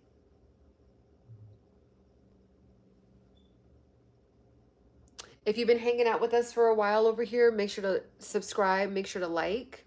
And also, I'm giving away a free heated blanket. I am gifting it to somebody just to say thank you for tapping in with me. So the link is right here. It's pinned. It just takes 2 seconds to sign up. It's your first name and your email. That's it. And you will be automatically put into the running. And you only thing is you do have to be in America, in the United States. So, and it can't be Hawaii or Alaska either. It just, has to be in the mainland.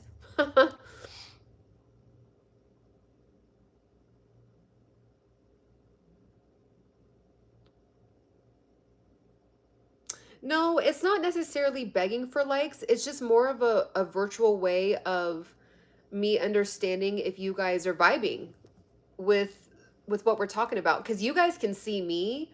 I can't see you guys. Like I can't, like you guys can see me in my living room. I can't see you all. So the only way I know if we're like just having like that normal human interaction, like if you were going to bump into somebody in the elevator and have a conversation and you guys were nodding at each other as you're talking, that's what the like is. So you're more than welcome to not like and never come back. But over here, it's just a way to virtually communicate. It's like a virtual nod. That's it.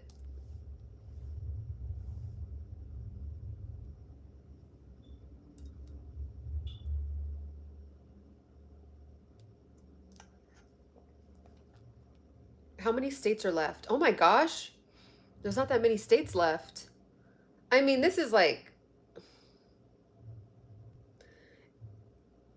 oh man, this phone died.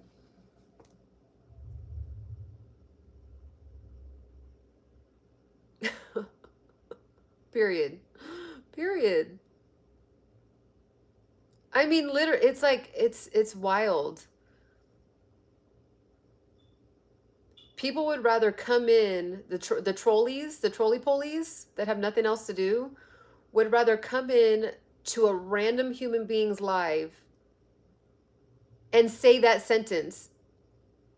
So way more effort than just doing the like. They would rather type that out.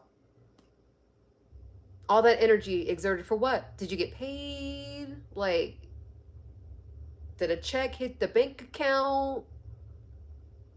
Like, what's going on?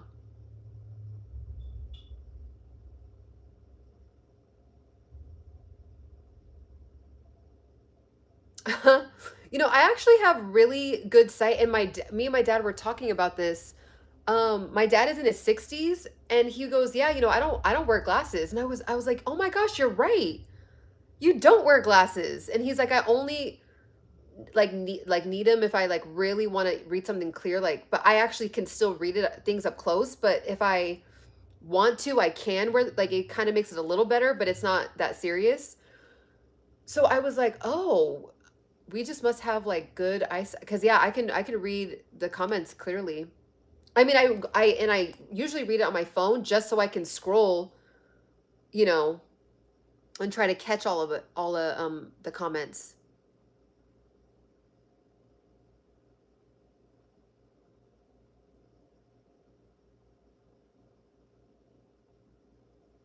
So yeah, that's what we're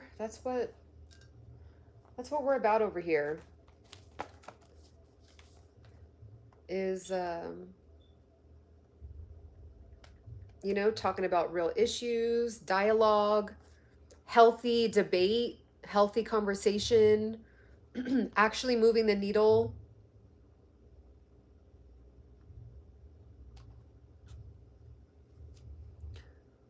But you voted for Joe Biden?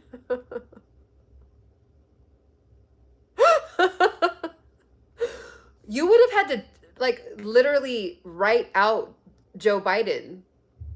Like, I don't think he was listed on the ballot.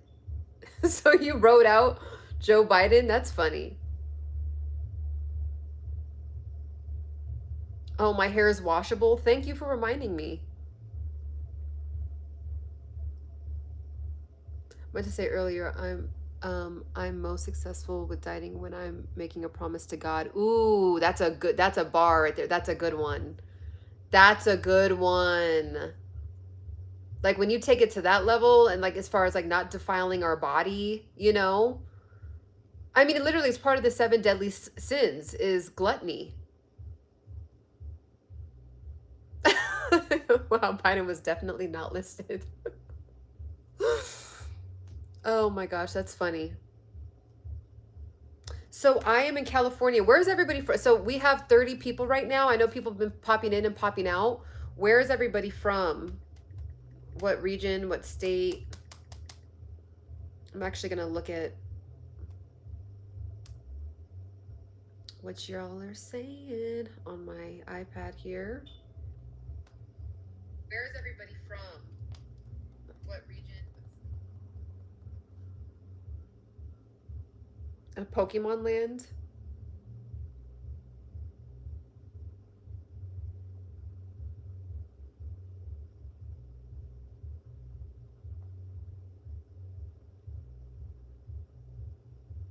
I find that the hardest battles that I face are with myself. Absolutely. Absolutely.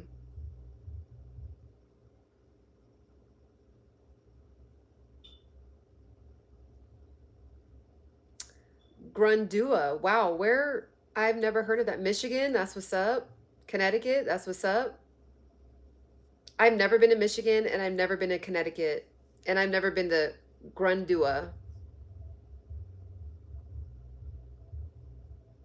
Pennsylvania, I've never been to Pennsylvania. That's cool though.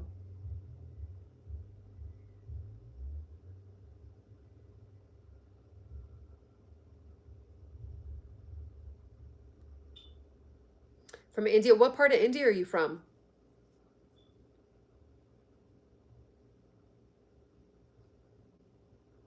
Okay, and then please forgive me, vengeance, yeah, okay.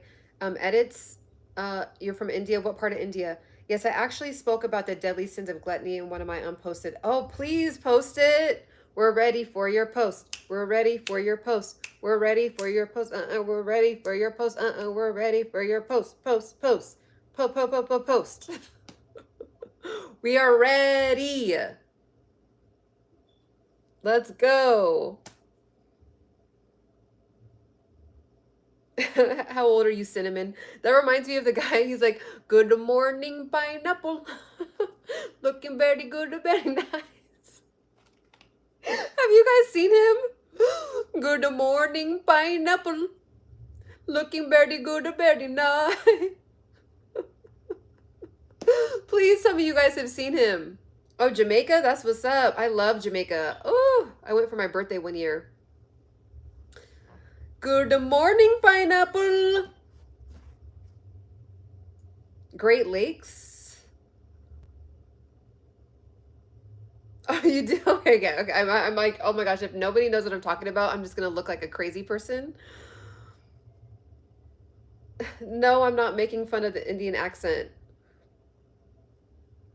I'm just trying to sing like how he sings. Like that, he's Indian. Oh gosh, here we go. Here we go. Go ahead. Go ahead. Go ahead.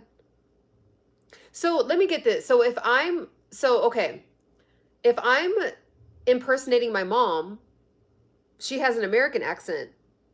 So why can't I just impersonate my dad? Like,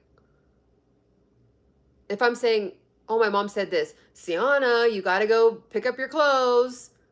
And if I'm impersonating my dad and I do it in an Indian accent, that's just me impersonating what they sound like. But say what you want, do what you want. You're welcome to exit and never return.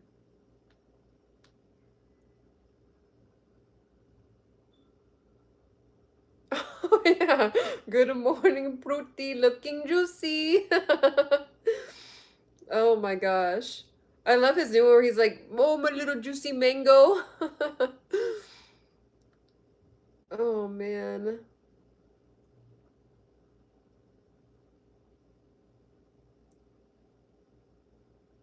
Anyone have any questions about health, fitness, mindfulness, beauty, self-development? Because, I know all of these questions about me, I think it's awesome that you guys want to know, but let's have a dialogue.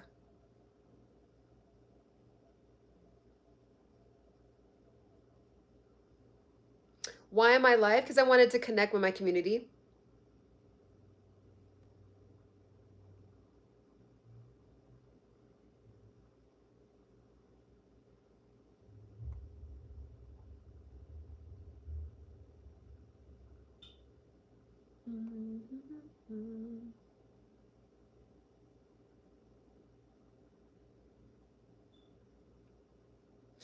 This is so interesting. So there's lots of questions about my marital status and my age and my surname. This page is a community about health, fitness, mindfulness, and talking about like real life topics. It's really not a page that is about me. It's about you. It's about us helping each other with things that we're struggling with.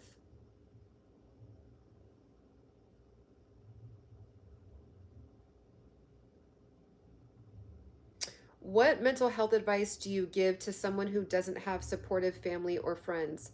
So, this is a really good question.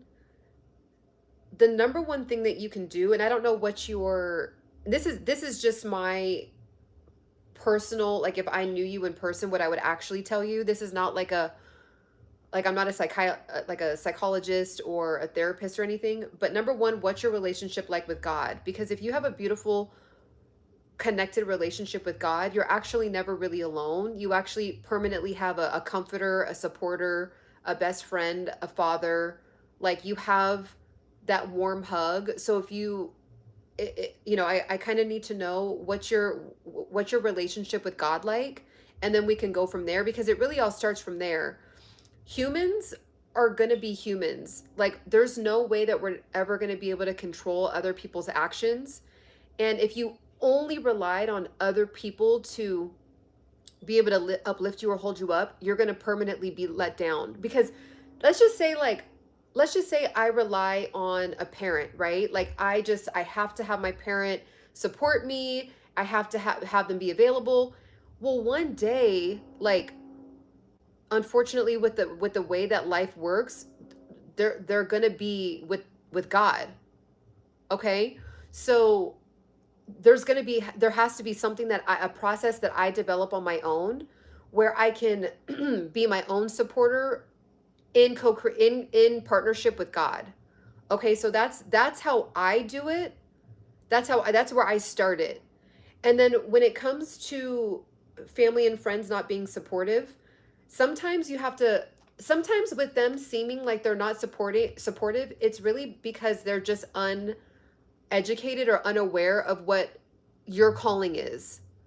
Like, so say for example, I'm not sure what they're not being supportive in, but if they're not being supportive in your, like, say you want to quit your job and they're like, no, like, we're not supporting that. Like, none of your friends, none of your family, they're not supporting that. They think it's a very ridiculous thing. That's actually coming from love. That's actually coming from love because they want you to be secure, protected. They want you to have structure. They want you to have a paycheck. Like they're coming from hey, we don't want you to put yourself in a position where you're going to be broke, right? But you already know that you have another calling or you have another plan or you have money saved up. So there's definitely been different seasons in my life where family members have not supported me. And then years down the line, now they see that seasons later, they're like, now I see why you did that. And can you actually tell me how you did that? Because I see the results. So a lot of times it could feel like they're not supporting you, but they're actually thinking that they're supporting you by wanting to protect you. Okay, so it's I don't know, again, I would need more context to what you're talking about.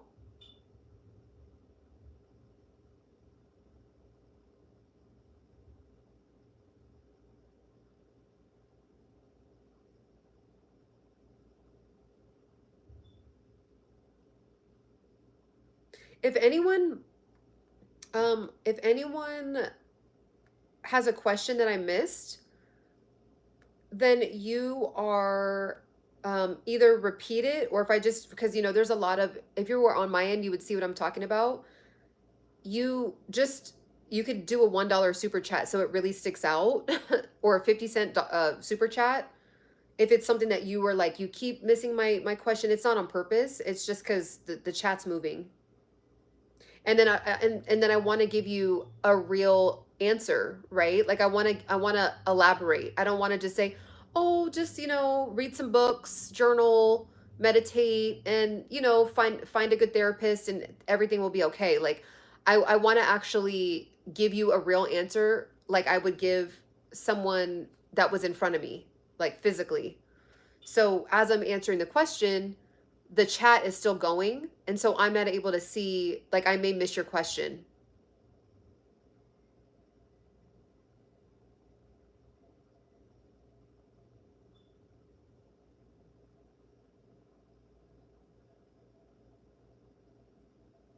I'm glad I found your channel. It's refreshing to hear somebody speak about topics with substance. Thank you for tapping in with us over here.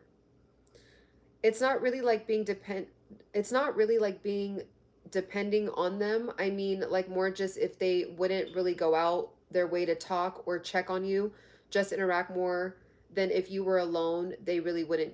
Okay, if I'm understanding what you're saying, and please correct me if I need a more clarity, um, or if I'm not understanding your question clearly. You would be surprised with how much people are just focused on themselves. Well, we're not surprised about that, but let me allow, just stick with me for a second. So we assume that people know what we're going through. Like, we assume that, like, maybe we dropped a hint in like a sentence that we said, or maybe like our mannerisms are a little different and you're hoping that they pick up on it, and they're just not, right? Most of the time everybody has things going on in their head, like their bills, their health, their relationship, their children. And it's not on purpose. It's just human nature, right? Like, we're kind of just focused on our what's in our own path. Genuinely, if you want someone to check on you or reach out to you more, communication is huge. So you would think like, "Oh, well, they should just know to check on me." Some people really don't. And I wish it wasn't like that, but some people really don't have the emotional intelligence, or they don't have the awareness or the discernment to tap into when people are actually going through something. And again, this is not therapist advice or medical advice. This is just me giving my big sister opinion. Take it, and knowing that I'm not a medical professional on this, but like a licensed therapist, but that's what it is. So if there's someone, just say, "Hey, look, it would really mean a lot to me if you would ask me how I'm doing sometimes, because I notice that every time we talk, it's just about you." And just saying that one sentence can actually massively open, like, they probably had no awareness. They're like, "Oh my gosh, thank you so much for telling me." They make it annoying now with asking you how you're doing every 5 seconds. You know what I'm saying? So just communication. And I know it's we've all gone through that, where you should just know. And it's like, the "you should just know" has been the demise of so many friendships, sibling relationships, parent child relationships, romantic relationships. Like, there has been so many issues with that, just because of "they should just know" saying. Okay. What made you start your health journey? What keeps you disciplined enough to keep going?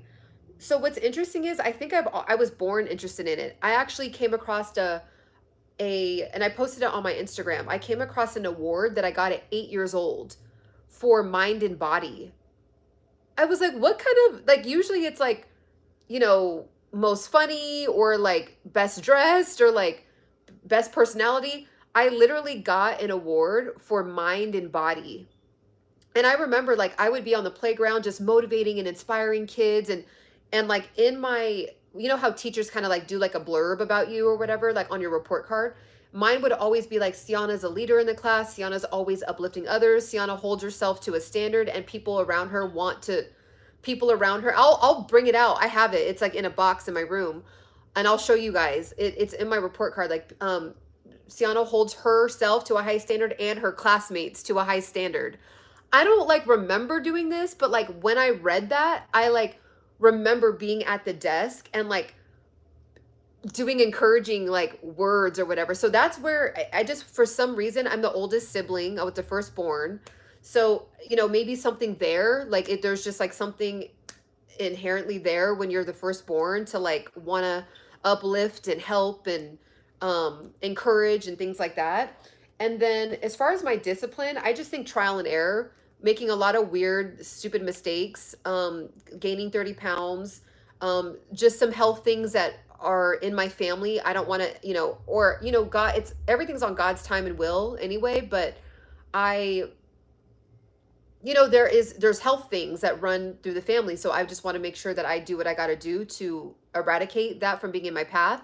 And I just, when God does decide to take me, hopefully it's just from a super long old age, and it's just like from genuine, like the tank, like it just like the car died, like, you know what I mean, like it just like it's just out, like not like some long drawn out disease that could have been prevented in my younger years, you know. So it's that's why I just think at the stage that I'm at now, it has nothing, beauty and vanity and like looks is on the bottom of my list. When I was 17, 18, 19, 20, 21, absolutely I wanted to like, you know, try to maintain being pretty and all that stuff, like when you're young and you just don't have wisdom, like you're just like immature.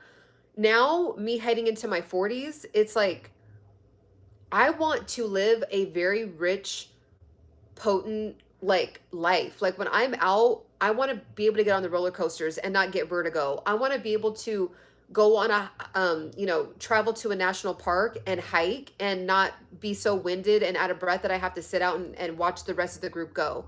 I want to be able to, you know, like when I went to Egypt, that is not for the weak. Like people are walking across the street and people are driving by 50 miles an hour. You know what I'm saying? So if you like short answers, you're more than welcome to tap out of the live, because over here we elaborate. Okay?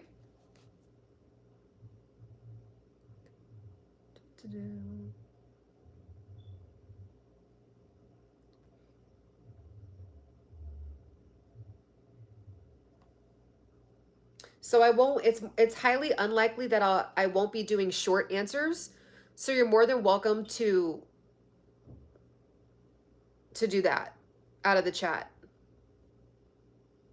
because there's people here that actually are hurting, actually need a virtual friend, actually want help, actually need a real answer from they're not able to talk to an older cousin or an older aunt. So that's what we're doing over here. We're not giving fluff chat GBT answers. Okay? So you have one more time, Steve, and then after that, you'll be removed from the chat.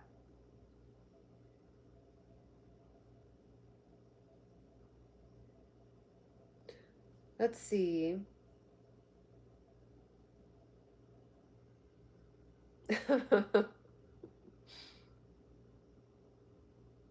That was actually funny. Some of the some of the stuff that the trolls say is actually kind of funny.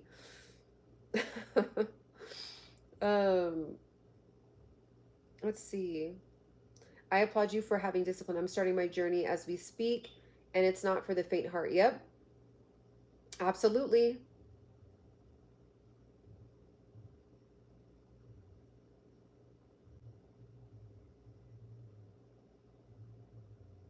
You know what I think is so interesting? Why trolls are like so obsessed with like sexual stuff. Like it's so revealing of like the sick twistedness of like what's going on. Oh, Hallie, you don't have to put it. Did I miss what you said? If you had changes to make, if you had changes to make in many areas of life, being overweight, wanting to relocate, biz goals, being single, what would you start with? That's a very loaded one. So okay, let me start with the first one. So if you had changes to make so being overweight when I was 30 pounds, I just didn't feel good in my body. I just didn't feel good in my body. So I did the necessary steps to do that. And you guys know I talk about that a lot on my channel. I have whole playlists about that. And I know you've talked about that before. Wanting to relocate. So I've actually for the first time told God that I'm like open to relocating. Like I am such a Cali girl, and I just love California. Like I just have no desire to ever move. Like NorCal is its own vibe. Then you go closer to the east or so the west, you go to like San Francisco, it's a vibe. I lived in Fresno. I don't ever care to live in Fresno again, but I definitely have roots in my, pieces of my heart are in Fresno. All of SoCal, I love. Like it's just I feel like everything's here. If I want chillness, if I want to be chill, if I want nature, snow, 1 hour, an hour and a half east is Big Bear. And, I could go ski if I want. I can go to Yosemite, which is a national park. I can go to the ocean, the whole Pacific Ocean. You know, um, there's just so many cool things. So I love it. But I just recently told God, like, I'm open to whatever, like, your will is for my life. So, whereas before I was very closed off with that, I was like, I don't want to move anywhere. I want to be in California, period. Specifically, like SoCal. Like, I would move from the city I'm in now, but I want to move like within SoCal still. But like, if God had a bigger opportunity for me, like, and it was out of the state, and I could just feel that it was God pushing me there, then I would do it. And then business goals, I just wish I would have started earlier. I just wish I would have started earlier. I was just too scared, had no knowledge, and I was just stuck in the corporate rat race. The corporate, what is it, like a mice running on a hamster running on a hamster wheel. Like I wish I wouldn't have got so stuck in that for so long. But I also think it's kind of cool now when I finally am being more consistent because I just genuinely have more knowledge because I'm older. So I just have 2 decades worth of being an adult, and so I feel like I have more social proof to talk about the stuff that I'm talking about because I've actually gone through some seasons where I'm like, okay. And then being single, I definitely am excited and ready for God to bless me with my husband. I'm just trusting God for his path in my life. I definitely think, and I'm not sure.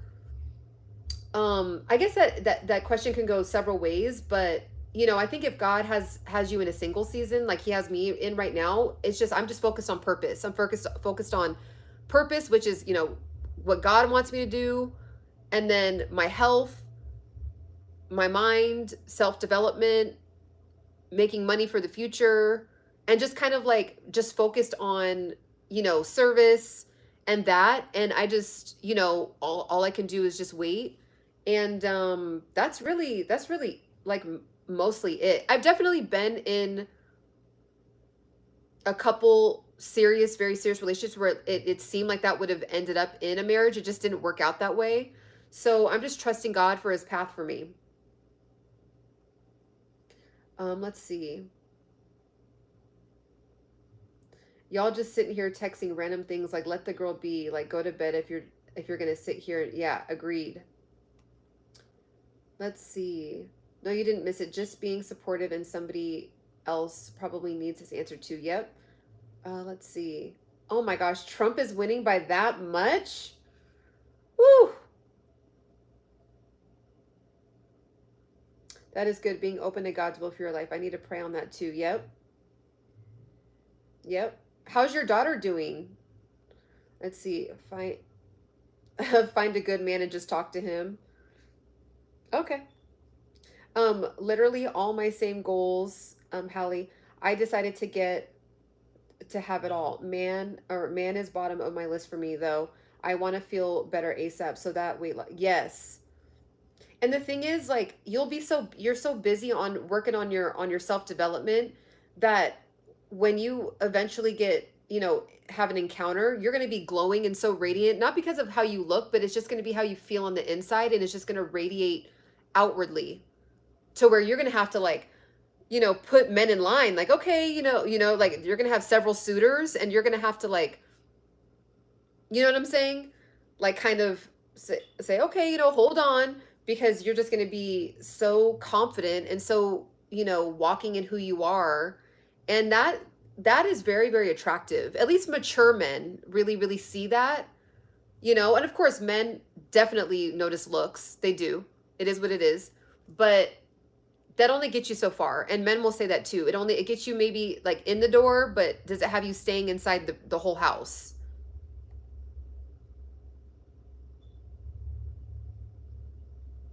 Yes, serving God alone will bring all things. Yep. Oh, she wants to go away. I know. I wanted to go away and went away too. Hmm. I'm sorry about that.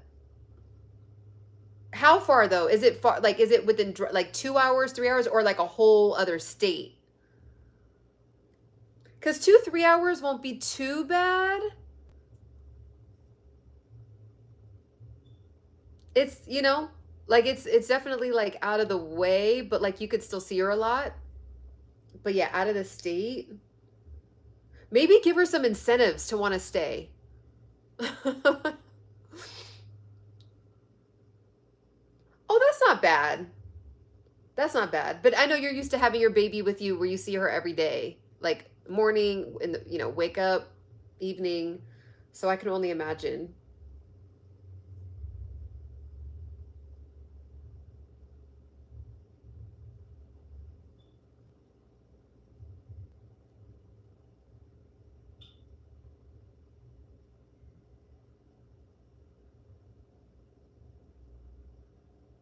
Yeah, college life is pretty wild. Like I definitely would say, yeah, like if I'm sure, I mean, I'm not a mom, but I remember being in college and yeah.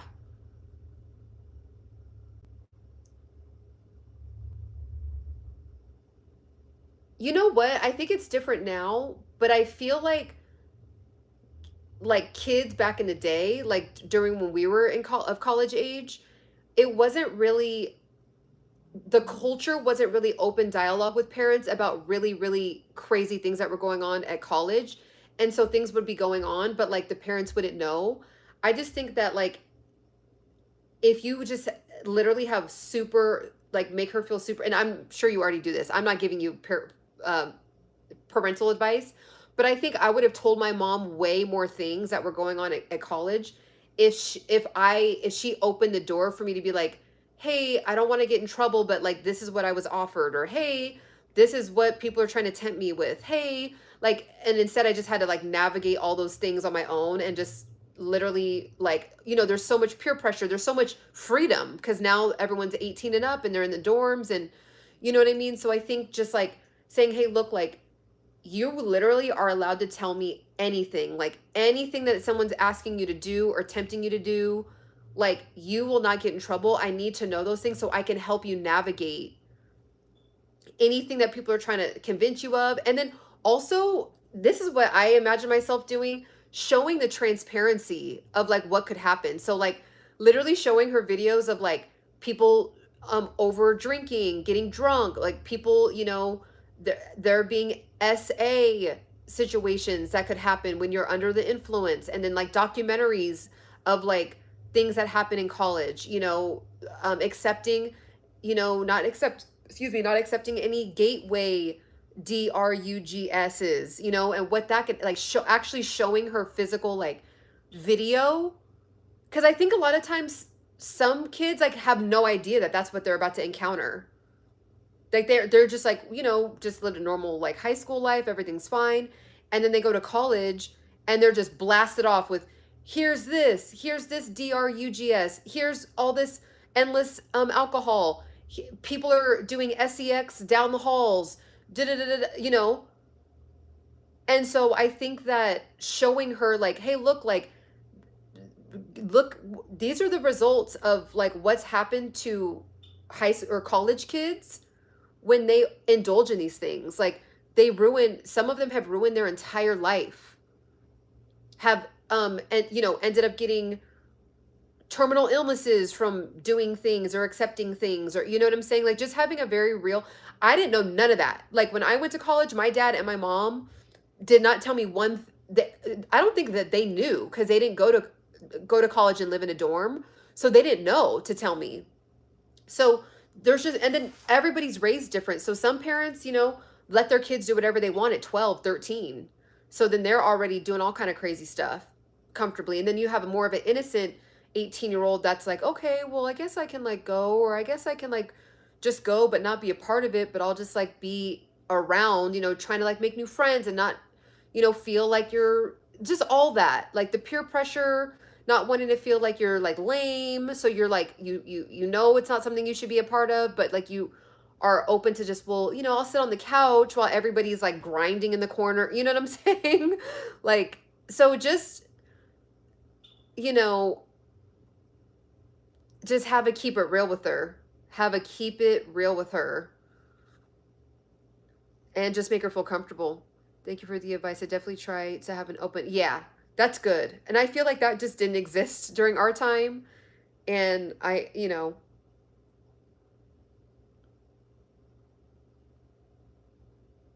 have a beautiful rest of your evening, Dwayne. Or night. You're going to have to watch my other lives to see how old I am. I said it in my last live. All right, everyone. We've been on here for a while. Where's Trumperton at? And then I'm going to go ahead and hop off. This phone's dead. And then I'm going to go ahead and hop off. I didn't realize how tiny I look. I'm like on my iPad, like just how it looks. Like I just like look really like I need to have a better, I'm like super cozy and comfy.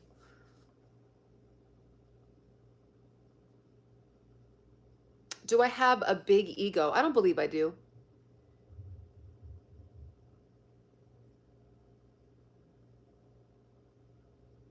Norway? Wow. Thanks for tapping in.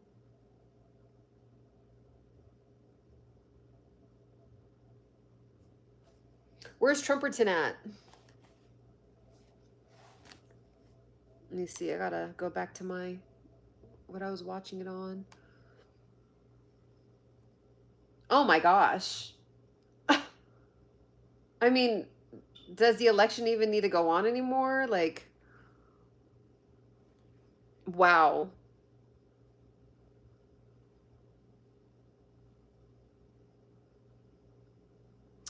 What do you do if you're getting bullied? If I were to answer that honestly, I would need more context. Like, I need to know if it's like bullied in college, bullied at work, bullied by trolls from Trolladonia, from your friends. I mean, if they're not your friends, if they're bullying you.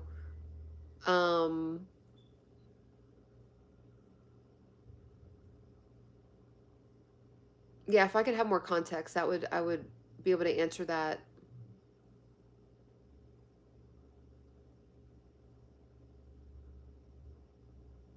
I agree. That was a good one. Yes. Search of true wealth. Yes. Everyone tap in with that comment. Yep. Ooh. This is so wild. And they have those, what I'm watching on right now, they have those counters working.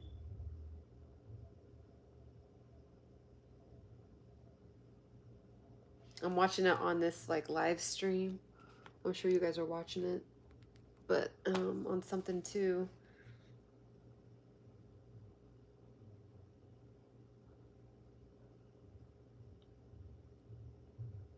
It's almost like there's literally no way.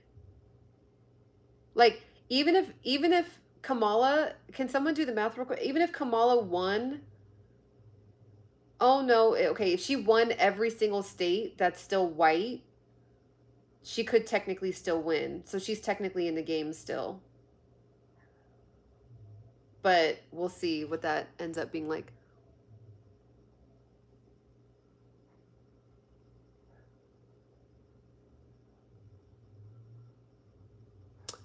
My Halloween was fantastic because I was asleep. by like 10.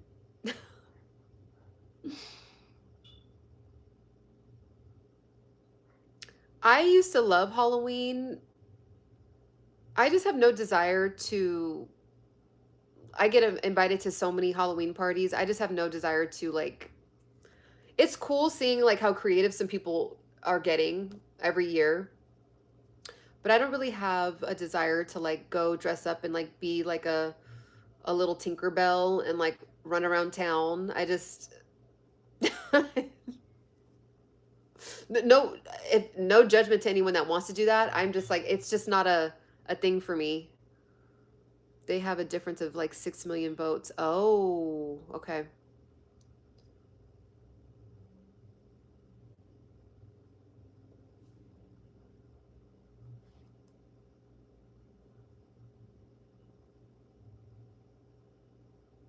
So wait, is because what I'm looking at, I don't see a popular vote.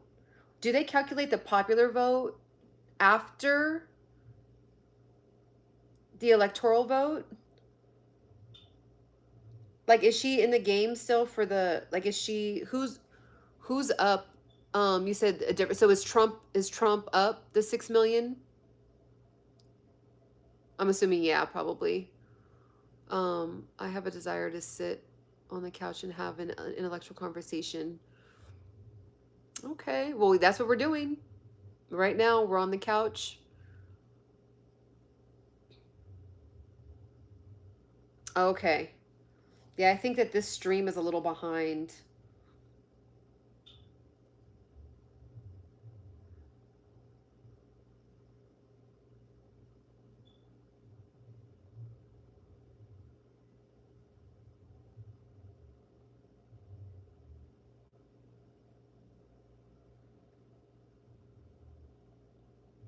I have a feeling she'll still get California.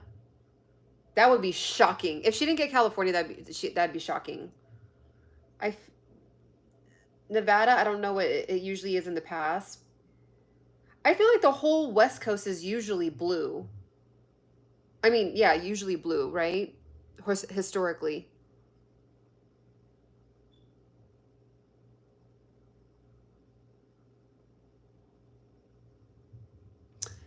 What do I do in my free time? Lately, all I do in my free time is study business strategies and study how to build your business and self-development. I'm just in a season of like laser, like just super highly focused. Oh, and I was going to show you guys this. So I've been wanting a chalkboard, but I don't know if I'm going to use this one all the time, but just for the time being until I actually get not a chalkboard, um, a whiteboard. So I got, oh gosh, this was sent to me and I was like, this is like really cool. And hold on, let me like look at that. And it's basically, so like sometimes like I might actually show up already and be like, hey, da, da, da, da, da. Like I have 4 points that I want to go over with you guys. And just so it's like there's a visual component there. And so, it's just like really cool. Like, look how cool that is. Like, or if I was like, hey guys, so I have point number 1, point number 2, and then point number 3, number 4, and then let's talk about it. Isn't that cool? I don't know. Maybe I'm just like a nerd. I don't know. I don't like how like it's very like I need to figure out how to clean because I tried to clean it and like every time I grab it, it just like stays. But I think that's like really cool. And I actually got this for my nephew, but I was like, I think I'm just gonna get another one and give it to him and keep one. I didn't know it was gonna be this cool. And then there's like I have like several other colors. So yeah, it's like I'm just gonna like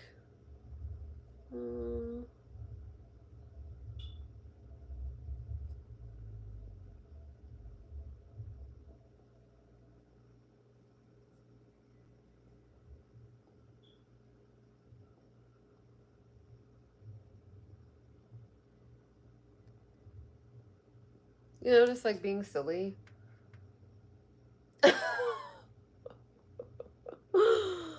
You know?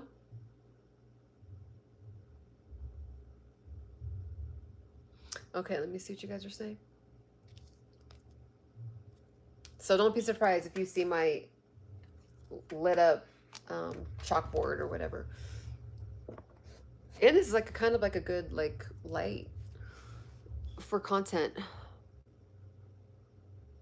I think that's what my daughter that's what my daughter has, but hers is, oh, okay. I didn't know people use it for presentations like that. Yeah, like they probably don't. I think I just was like, that's really cool. I want to use it for a presentation. I think it's marketed toward kids, but I was like, well, that's kind of different. Everyone always has a whiteboard. So like maybe I'll just use that for like, if I just, you know, have like 4 points that I want to show you guys or whatever. It's just I just want to get better at content creation, better at speaking, better at money management, better at, you know, how to be a coach, how to be a affiliate marketer, how to, you know, work with brands. I worked with brands in the past, but, you know, just like as my page grows, like if I get offers for bigger brand deals, like how to, you know, draft up those contracts, what that looks like, just like, you know, the whole, we talk about Think Media, Roberto Blake, like just like all the content creation. There's so many features on YouTube on how to have, you know, more streams of income on YouTube.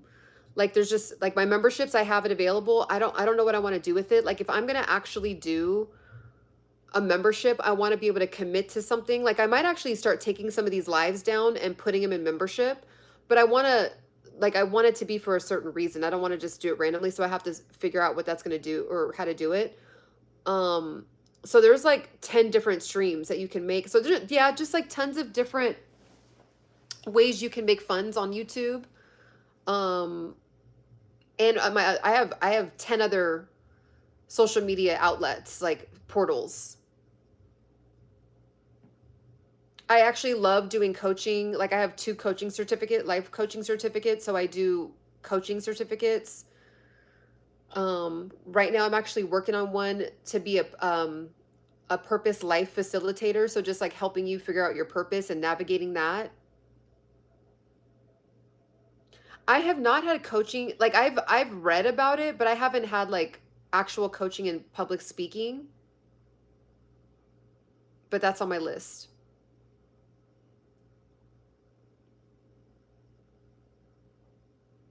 I absolutely believe in love.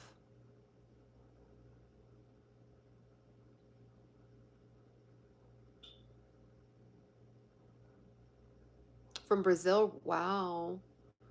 Thank you and tick and tick.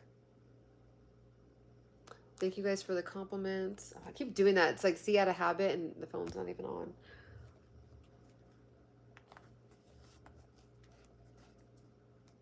Not married yet.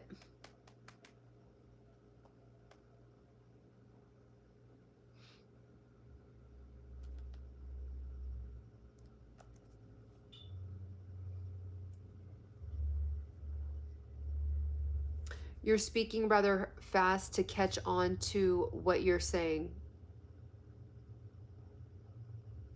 Okay, made my day.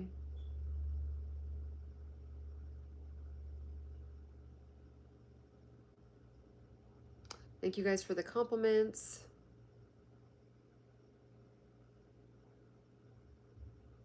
So wait, there's still no update. It's still on my end. What I'm watching, it says it's 113 for K and 210 for T.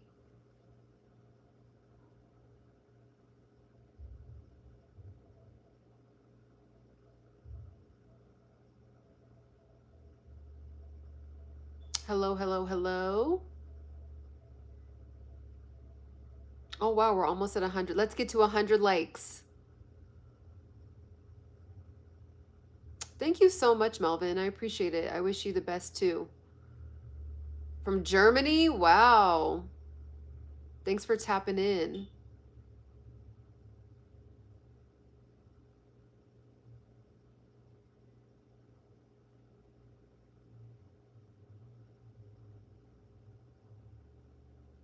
You feel jet lagged? You know, I feel like the days are going by slower because we gained an hour.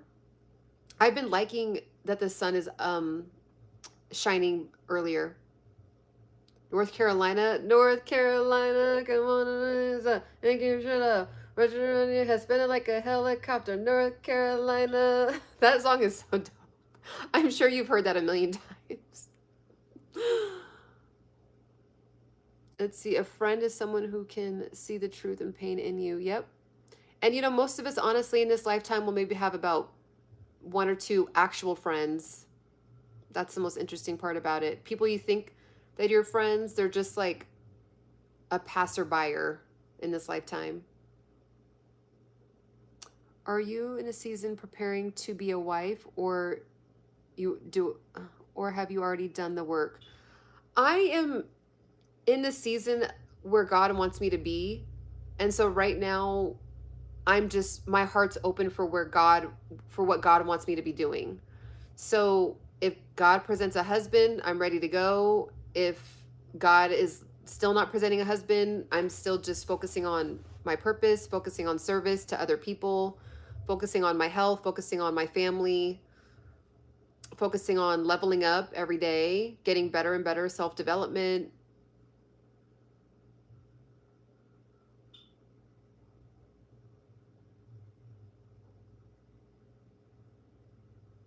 Yeah, the sun is like gone by 5:30. It is kind of wild.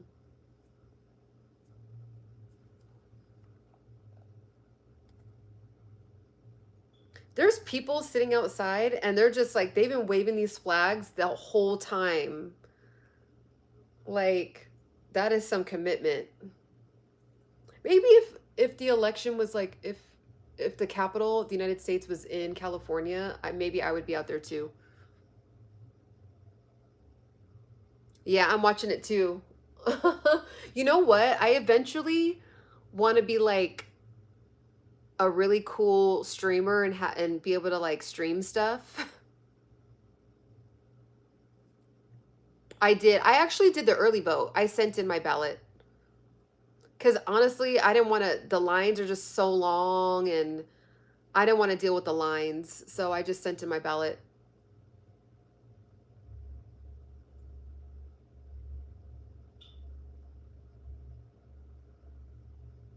Shout out to India. I'm from California.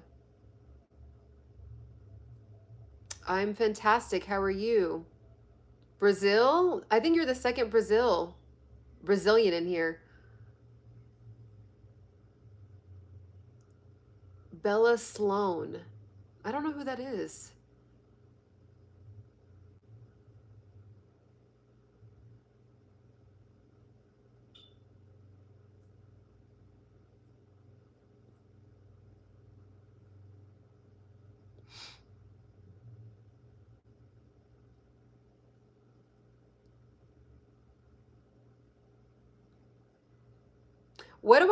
What do I look like I would get or vote for? Like who do I look like I would vote for? Like you guys see what I'm saying? Like looking at me, like stereotyping me, profiling me. Who do you think I would vote for?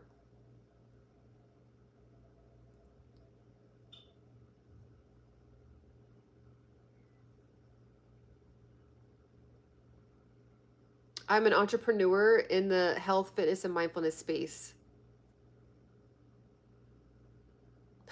You think I would vote for myself? No, I definitely would not be a good president of the United States.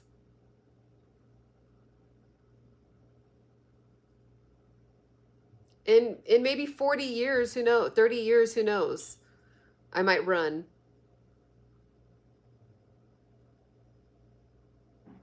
I know. Oh my gosh, you guys hear that? They're out there doing fireworks.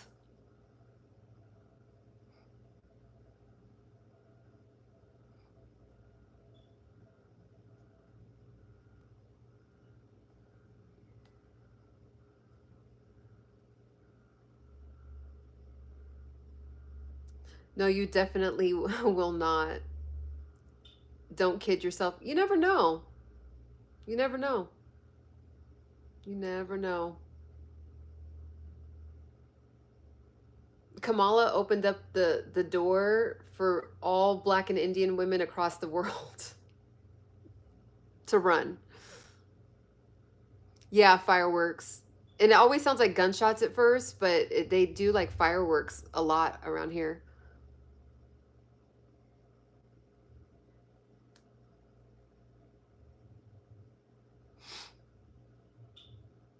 California.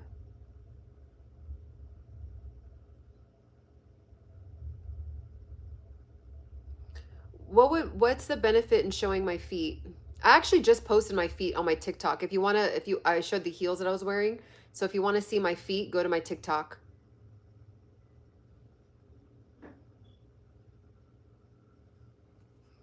But what would be the benefit? Like, come on now. People reveal themselves.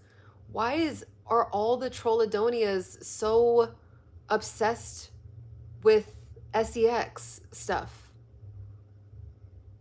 Like, what is the obsession? Like, you really gotta like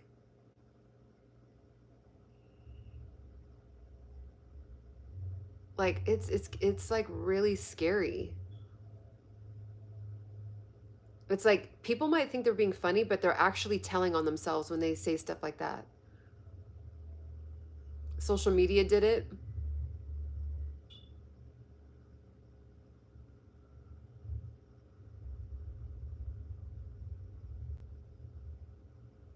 This channel is all about health, fitness, mindfulness, and beauty.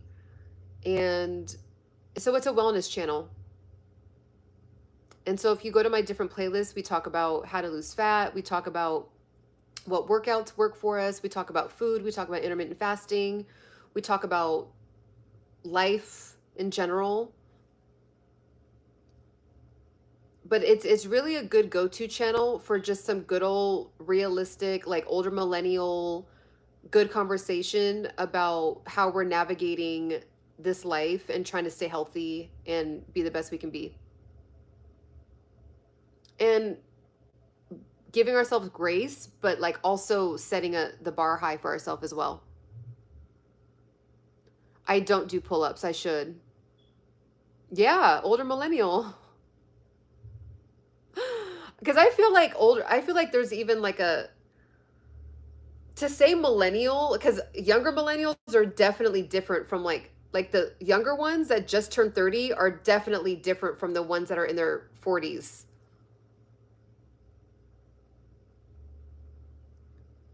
Images and looking at other people's lives constantly changed. Yeah, that's true. It's so true. Is it funny how people have enough audacity to say things on the internet? But, oh yeah, I say that all the time. I'm like, you wouldn't come up to me and say that. You just wouldn't. I live in LA, which is like there is very, very like out of this world people, and that just doesn't happen. It literally it doesn't happen. Like someone wouldn't come up to me and be like, "Hey, like let me see your feet," like, or "Hey, like do you want," like just all the weird stuff that people say on here. Like it, so it's just it's almost even creepier that people are doing it on the internet because it's like, what is that fulfilling? Like is that enough fulfillment for you? Like to not just do the good old fashioned get to know somebody in person, get to the level of like a serious relationship and then get to those levels of physicality. You know what I'm saying? Like are you not able to do that? Like you have succumbed to like images in your mind. Like that's an issue.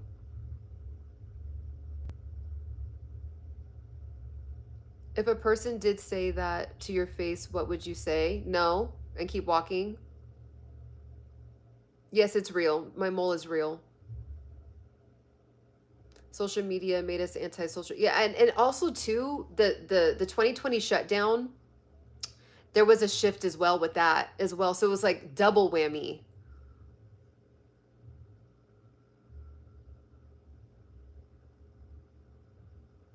Thank you guys for the compliments.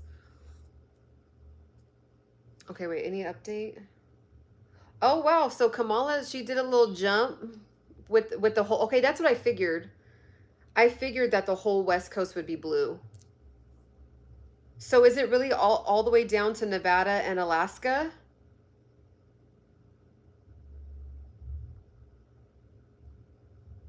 Oh my gosh, that's wild. Wait, what's the electoral amount for each one of those? So if she wins those two, okay, wait, let me see.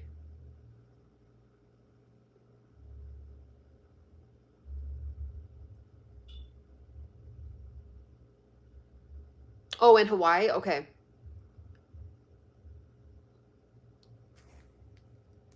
But that's because of the power of the anatomy. It's like a different universe where what is not accepted in real life is, yeah. Yeah. I mean, yeah, that's why what's scary with like the VR headsets, like the virtual reality that's coming out. I mean, people are going to literally be able to have their own universe and literally get the hormonal reactions to give you like the dopamine, give you serotonin, give you all these things. And so I mean, it's like, it's really, it's scary. It's sad.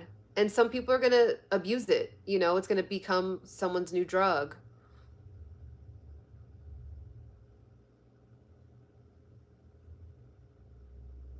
It's like, think about it. Like, you're really going on someone's random live and asking to see their feet. Like, would you go up to a teacher, like your female teacher, and say, "Can I see your feet?" Like, would you go up to your aunt and say, "Can I see your feet?" Would you go up to your friend's mom, like you're invited over for dinner, and you ask your friend's mom, "Can I see your feet?" Like, there's something like there's something ain't right.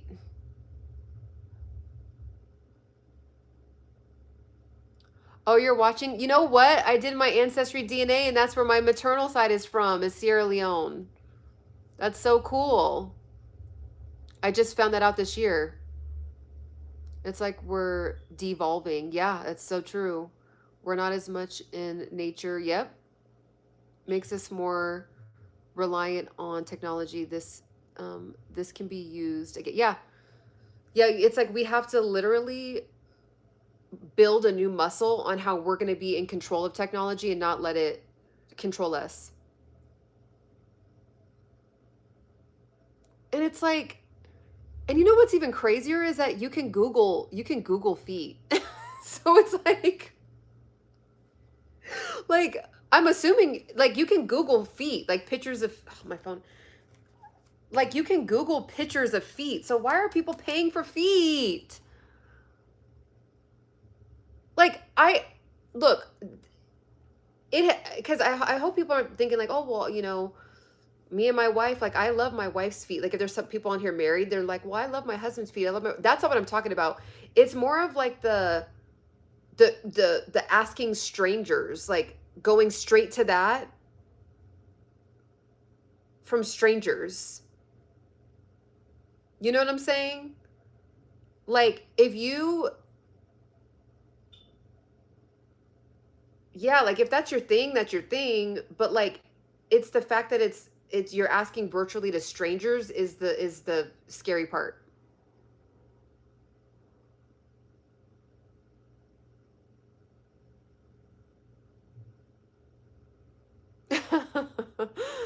DS RFK.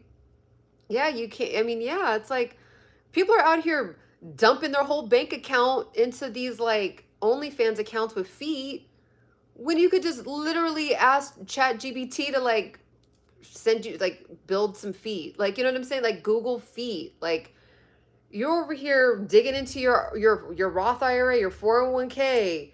You're over here, digging into your kid's bank account. You're over here, asking grandma for $100 so you can, go buy some pictures of feet. Feet. Come on now. Let's see, but that's how some of the girly, and it's like, yeah, that's true, and I can't even hate on it. I can't hate on it.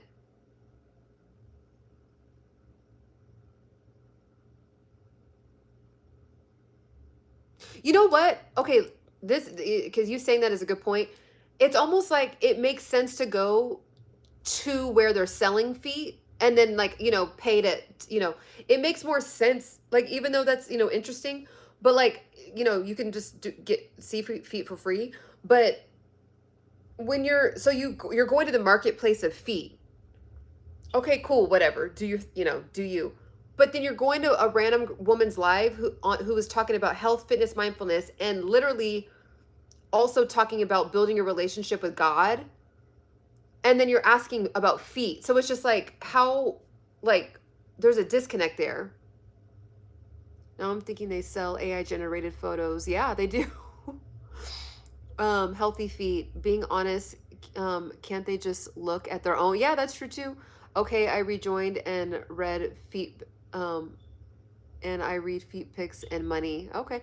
I can't give nobody nothing. I can't have a conversation with, there you go. Yeah, it's like, yeah, that makes more sense too. It's like, you're going on a date. Maybe you're like, you're trying to date for, with the purpose of a long-term relationship.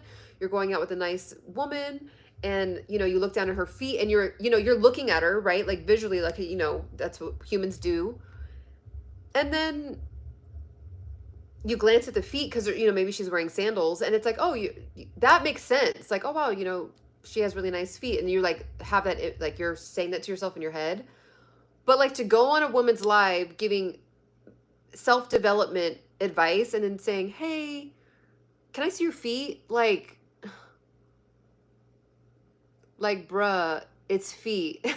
how are how are feet even good looking? Well, I think there is, I feel like I have nice feet. Like, I've posted my feet before, highlighting the shoes. So I feel like there's pretty, like, nice, cute feet out there in the world, but it is really disrespectful. What is the name of the look or of the book you're reading? So I listen to a lot of audiobooks.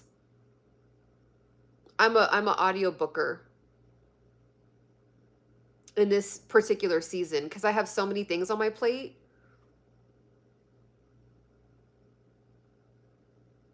But I have an entire playlist, actually, and I actually have it on my Instagram. But every time I read a new book or listen to a full audiobook, I put it in my Amazon bookstore.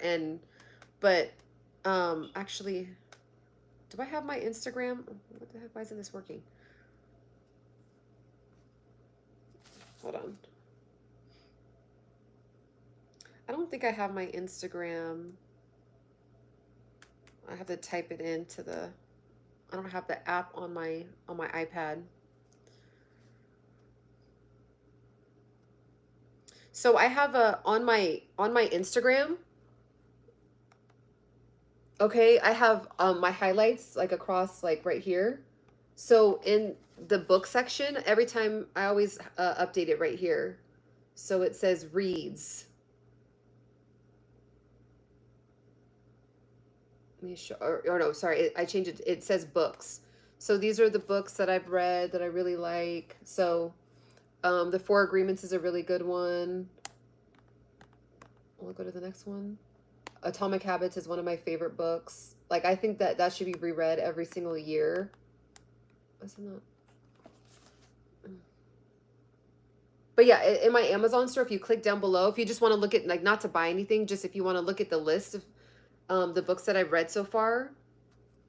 Well, it's not all the books I've ever read in my life, but just the books I've added. You can check it out there.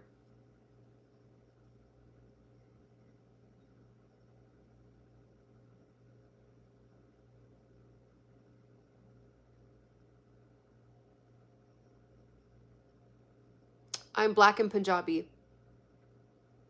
True, like, feet are feet. There can be ugly feet, but not cute feet, if that makes, yeah. Because feet, like, in general, like, a foot is just kind of funny looking. But, like, there's, like, there's cuter ones than others. Depending on where you're from, you know, again, that it all comes down to, I really believe that everybody has a primitive like programming, like ancestrally, that's programmed to like see certain attributes of a human as beauty or health. So some, you know, everyone has different opinion about feet even. Oh my gosh, Atomic Habits. I just was like, I don't know what it was. Maybe I just really needed it. Like the first time I read it, I think I just really needed that. I needed that structure because, yeah, I was like transitioning out of like knowing that my grandma was coming to the end of her life.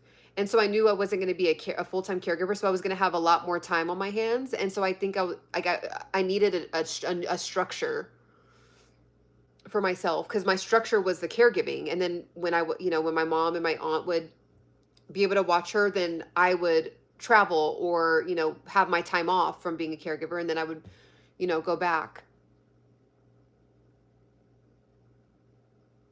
Alan Coria, what's up? Thanks for tapping in with our community over here. Tokyo, oh my gosh. What is up? I definitely want to visit Tokyo. Wow.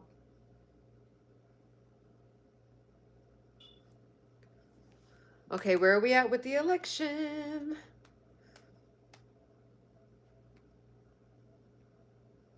I mean, it's going to be pretty, I feel like in the past, like we wouldn't know who the winner was until like 1 in the morning, but this is like going by so quickly.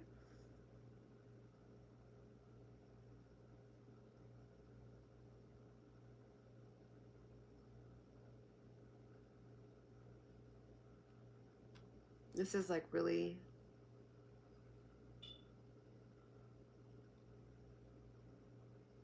really close. Speaking of grandma, we gave my grandma the, oh my gosh, are you serious? She was concerned because the doll was laying down on the couch and she, without moving for a long time. So she's like, is she okay? Like, is she alive? Like, oh my gosh, I'm so excited. Yay.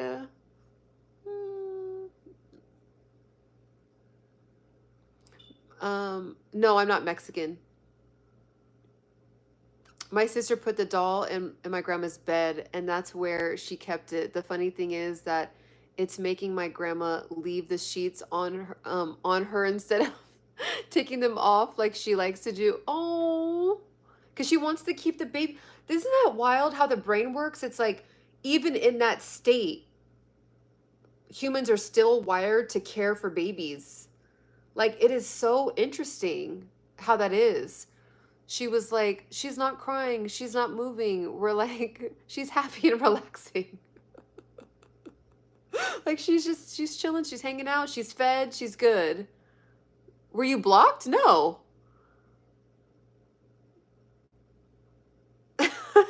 Were you did I block? I didn't block you. I was wondering where you went. I was like, oh, maybe he had to go. I know I've been on here for super long too, so I was like, oh, he probably like left. That's funny. Did you what happened? What happened? Yeah, she usually takes her sheets off the bed, but she's leaving them on because of the doll. Oh, wow. I love it. I typed something about the election and my message didn't show up. That's weird. Mm-mm.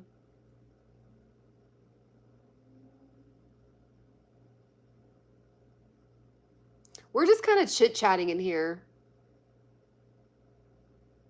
Oh yeah. Oh yeah. That's why I haven't honestly also been talking about the election too much because I'm just like I'm still a small YouTuber and so I don't want to get like a strike or anything like that because they are I've seen it on a lot of YouTubers that I watch. Like there's been some debates and then once they just start blocking stuff and giving channel strikes. Argentina? Wow. That's so cool.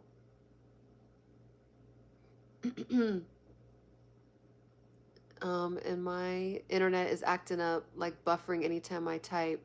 Huh, maybe reset your router.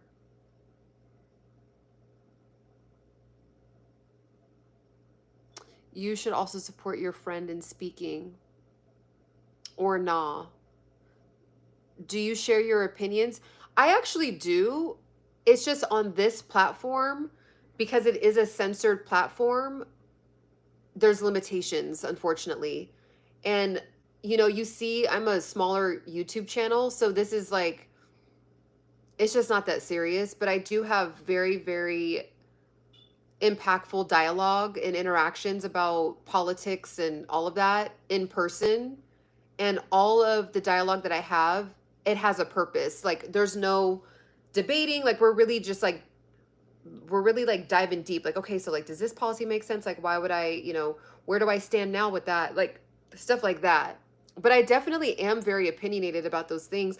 And I talked about a little bit of it earlier, of just like making sure to know your local leaders. But as far as like my opinions about the candidates, you know, that are up right now, I do have opinions about them, but it's just kind of not worth my journey right now with my channel, when I'm not an elections channel. Like, I'm a channel about health, fitness, and mindfulness, and beauty and self-development. And so today is a unique day, because it's literally the president of the United States is going to be announced, and I'm live in California, so wouldn't make sense for me to not acknowledge it. But we do not, like, this is the first time we've ever really talked about politics, is on the election day. No, I don't have a boyfriend. You should also support your friend and speak. I'm not sure why you keep repeating that.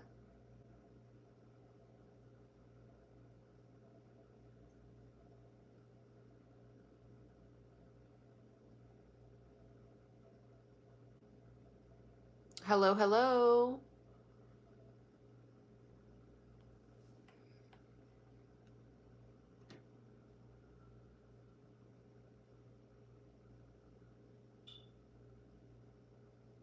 This is going to be so interesting. Hmm.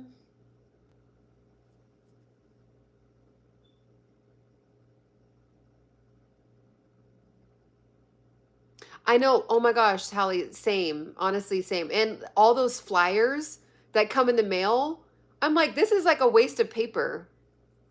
North Korea, wow. Exactly. Exactly what Patrick said.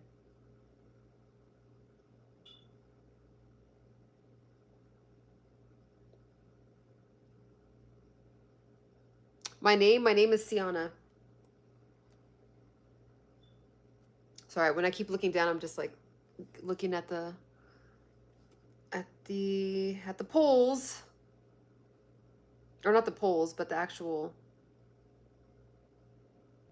results.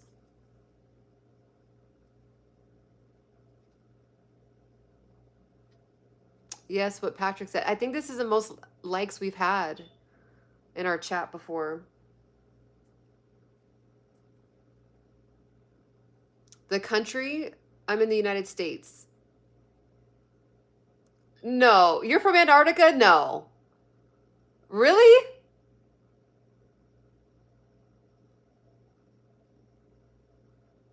I know there is people that do live on Antarctica, but I think it's like government owned, like just the government. But I could totally, I'm making that up. I could totally be wrong. Oh my gosh, it went up to 484. That's wild. I haven't even looked at my subscribers while we've been on the live.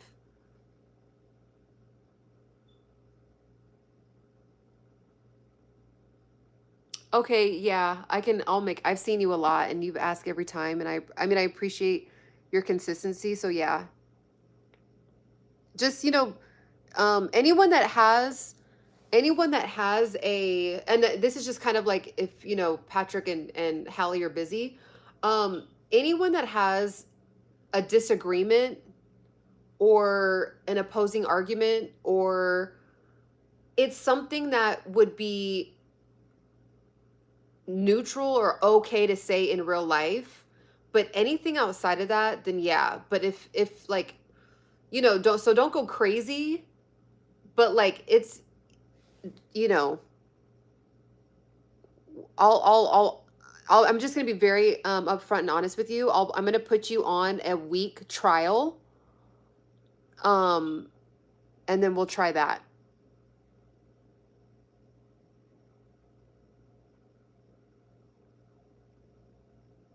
And I'm just gonna give you just a couple, just a couple things that you're allowed to do. Um,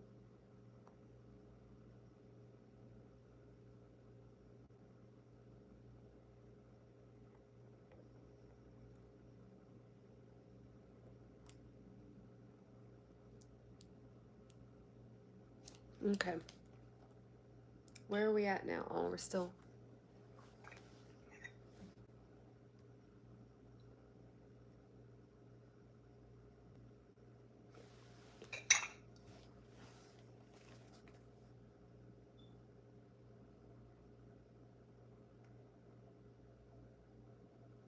I want to know already.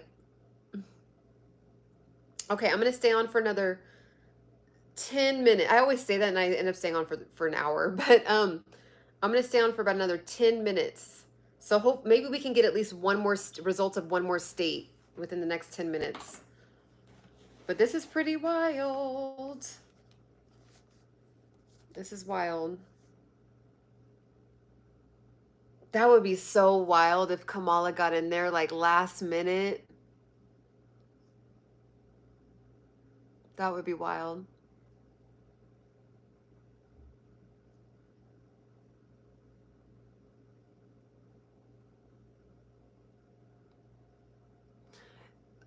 Niraj, that's like, you said that several times, and I'm gonna consider that spamming if you say it one more time.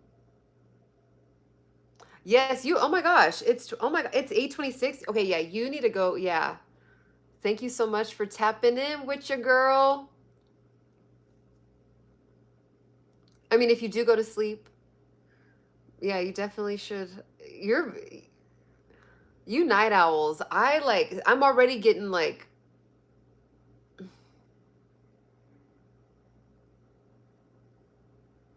I know. From the UK?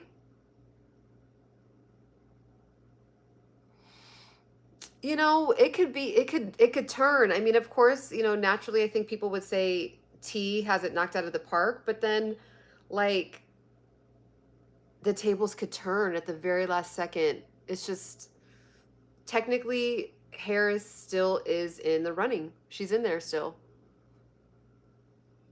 It's 8:27 for me. PM. 8:27 PM. Okay. Yeah, you got to go.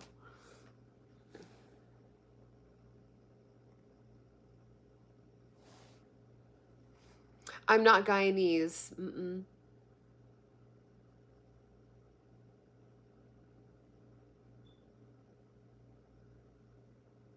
Nice.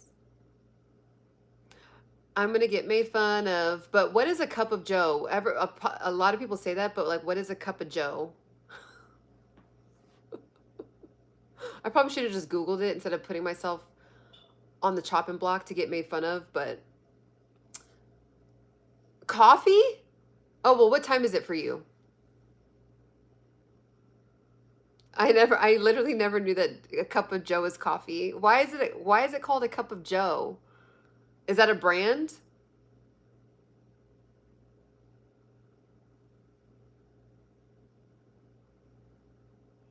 Like, I probably said it myself, like just from being American and just being like, oh, I need, just being silly. But like, I don't, I don't get it.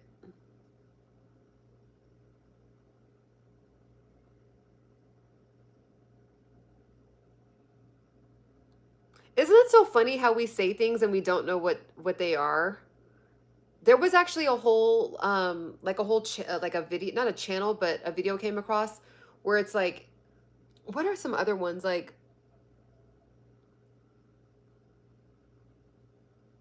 I'm trying to think of Like when people say, "Oh, I'm feeling blue." Like, why are we feeling blue? Like, I'm feeling blue today. Like, where does that come from? What does that mean? And we all know it's like, yo, you're just feeling kind of down, you're kind of feeling out of it, like you're just feeling like this is just not a good day. But like, you know what I'm saying? Like where there's a lot of like sayings like that that we just all casually say and we just don't know what they really mean. And then our kids hear us say it and we never really teach them what it means, and then they get older and they say it. It's just like it's funny. It just goes down through the close but no cigar. Yeah, like what is that? Oh, well, that one I think I get. Is that because like winners get gifted a cigar, so it's like close but no cigar, like you're close but like you didn't win the cigar, which means you didn't really win. Like you didn't quite win.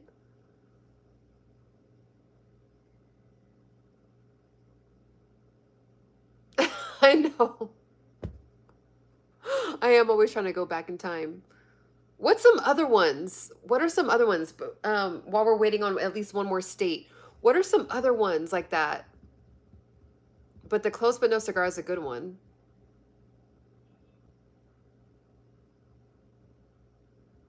Oh, I never thought of that. You might be on it. Yeah, like there's so many of them. Like we say like, and what is that even called too? Like are they called, like are those phrases called something? You know, like do they have their own not till the fat lady. Yeah, like where does that come from? And like why do we have to wait? Like what does that even mean? And I don't even want to read it because of just, someone might clip that out and say, "Oh, she's FAT shaming people." I don't want to read that out loud. But like, yeah, like not till the lady sings. You guys want to know something funny about me? I keep revealing like really embarrassing things about myself. When I was in junior high, I ran for student council, and my slogan, guess what my slogan was? Um, you dreamed of fishes. Interesting. Oh, idioms. Okay, boom. Okay. For one of your lives, can you give us your hair routine? Um, yeah. I was gonna say I'll do it in like a regular video and just post it, but yeah, maybe I'll do it live. I'll do a live one too. Oh, you're going through depression? Why? What's going on?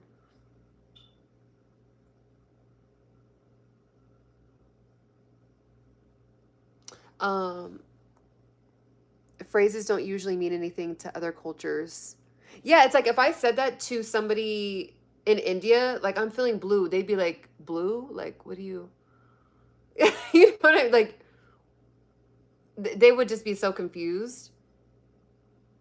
Or maybe they say that out there too. I don't know, but I've never heard it.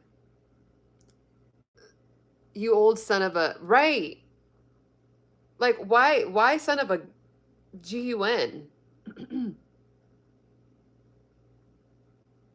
Oh yeah. It was and I still have it. I still have it in my stuff. Gosh, I just want at least one more state. Um Vote for Ciana Singh, bling bling.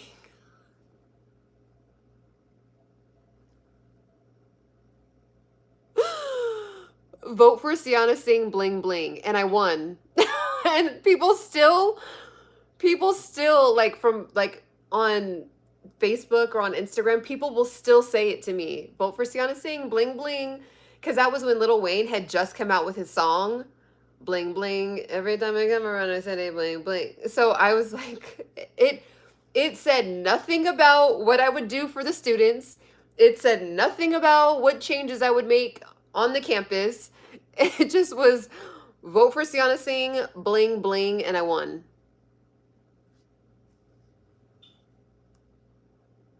He is spammer short of a toolbox. Oh, I've never heard that one, but he's a spanner. He a spanner short of a toolbox.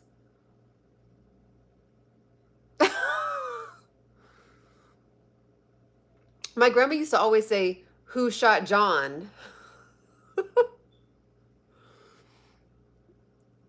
Oh my gosh. You're holding everything in. Well, you know what? We're not gonna get too deep in it, but you're in a good live. We're just hanging out, we're chilling, we're just having light conversation. So hopefully you get some laughs in.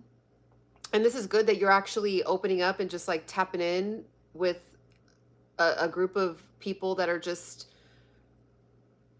like not, we're just real over here. So hopefully just being part of a community for the next few minutes gives you some relief.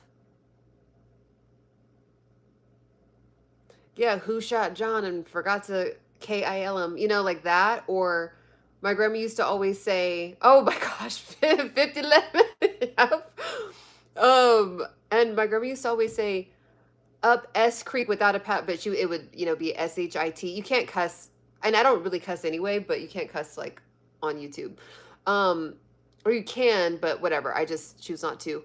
But up S Creek without a paddle. She'd always say that. You better clean up your room or you're gonna be up S Creek without a paddle. Jimmy got shot. Like, why are they always like going through it? Like, well, anyone that named Jimmy or John ain't got a, oh yeah, that's a good one. Ain't got a pot to pee in. Yep. That's a good one. Or a window to throw it out of. That's a good one. Did you guys see when Elon Musk was like jumping on, when he was jumping on the stage? I don't know why I got such a kick out of that.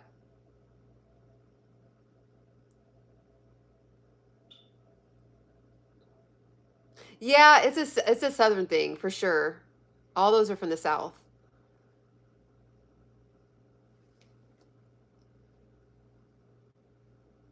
Gosh, there's still not a.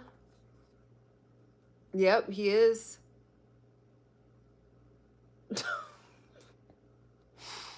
not gonna read that out loud, but that made me laugh.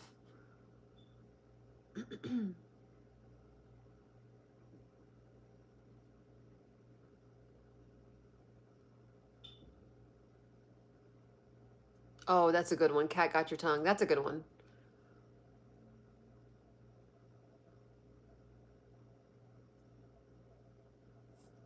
Yeah, it's late out there. I'd be asleep. I'm already feeling it right now. And because it gets dark at like 5:15, so it's just like the body's already doing like the process of like shutting down. I'm from California. Let's see. Oh, wait, did Hawaii come through? I feel like the numbers changed.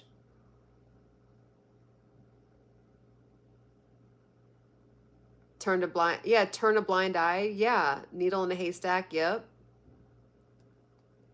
Isn't that interesting how like none of us have met each other, but like we all know those sayings? Like, and this is before the internet. It's 8:37 p.m.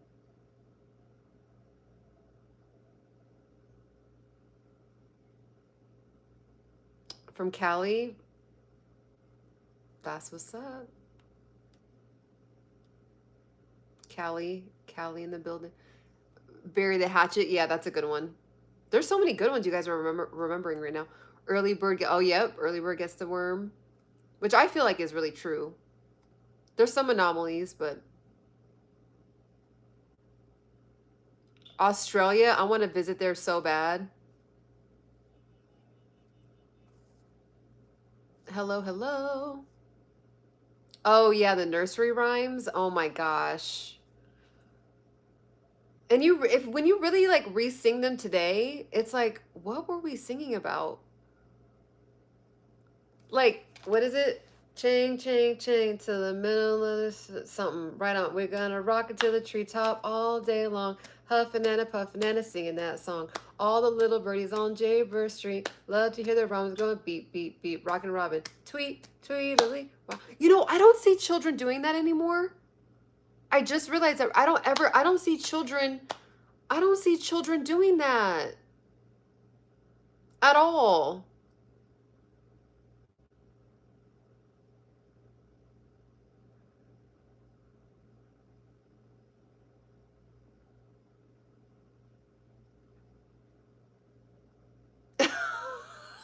Sorry. You know, some of the trolley polies from Trollidonia, they just make me laugh.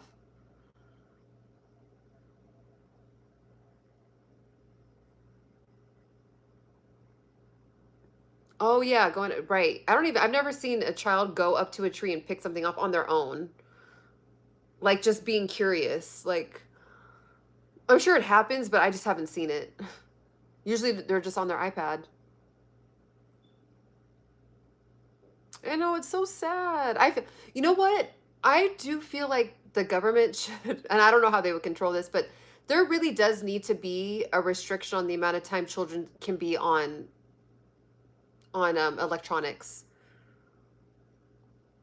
I think that they should have it because that it would, you know, our world is moving so fast. You don't want them to be left behind, but 8 hours straight, you know, to 10 hours straight, there should be some kind of restriction of time. Yep, the troll, Trollidelphia.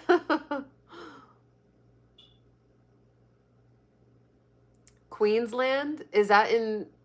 Where is that? Where is that at? Someone says if you're a troll, bring other people to troll with you. It's true. That's all. I mean, that's what's wild. The more that there's been that kind of like energy in here, it equally is bringing more, like it's pushing my page out more to people that actually have been happy to find me. Like, oh wow, like I really like what you talk about. Like I'm gonna subscribe. Like, you know, and they leave like really good, like just expansive comments, like and give me ideas. Like, so the more trolls there is, it's like casting a bigger net to like catch other good people that want to join this community.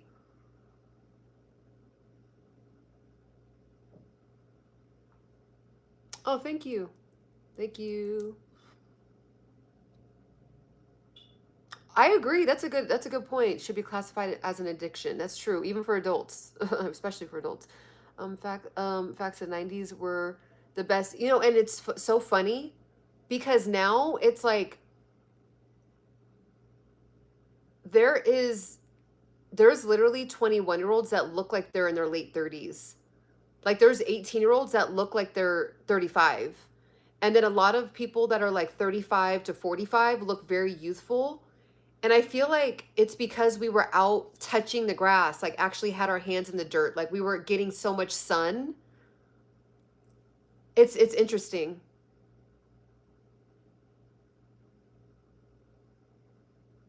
I randomly stumbled upon your live, but you're cool peeps and so the rest of y'all. Ah, that's what's up. Minus the trolls. Thanks for tapping in with us over here.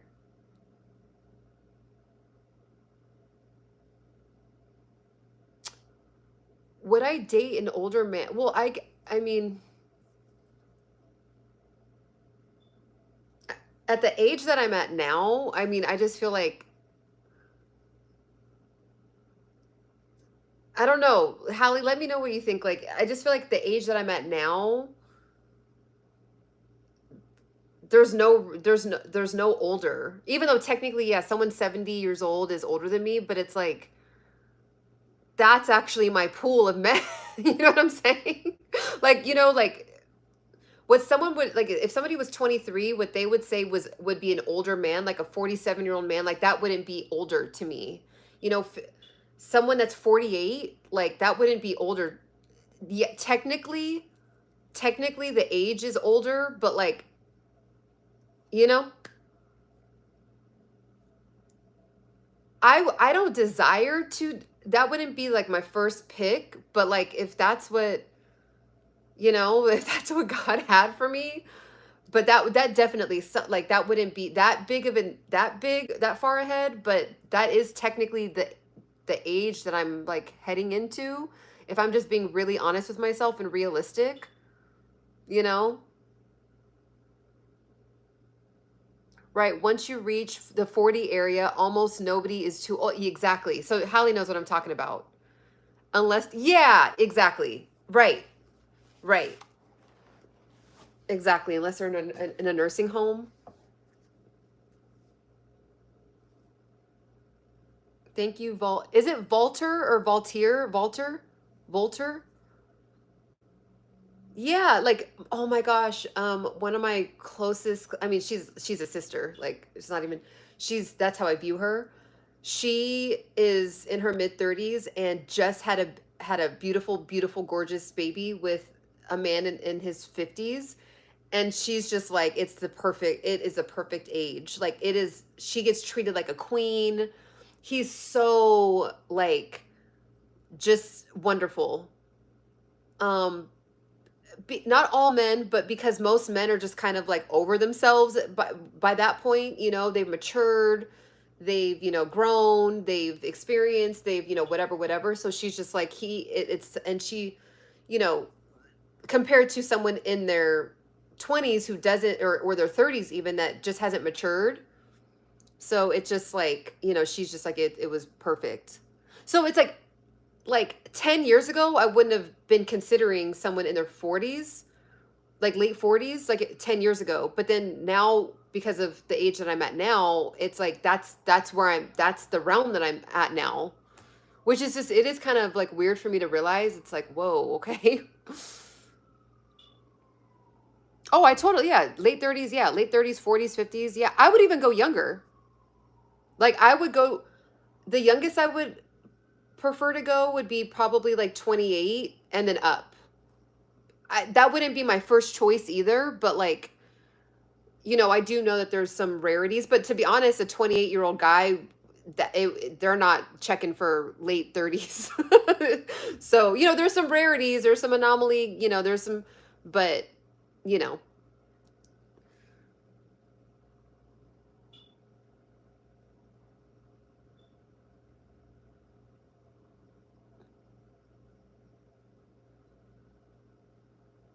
hello again. Yeah, the maturity aspect. Yep.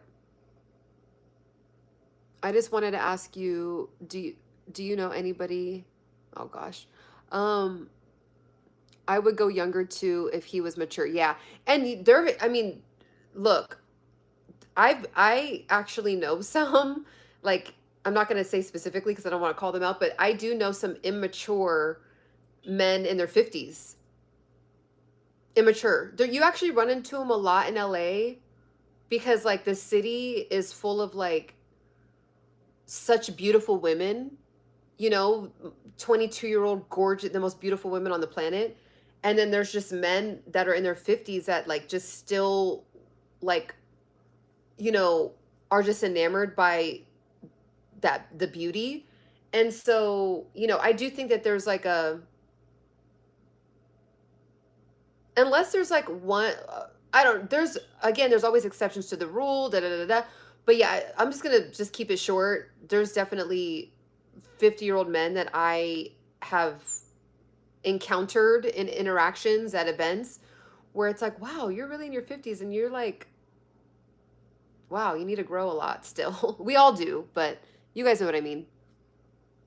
A lot of level up influencers say the guy has to be much older, and unattractive. I can see how that could scenario could work most of the time. So sorry, it's 2 a.m. here. Oh my gosh. I would be knocked out. I absolutely do believe God is one.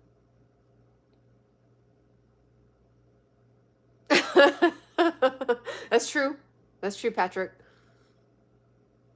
I really don't I really don't think I can date someone I'm not attracted to. I've tried.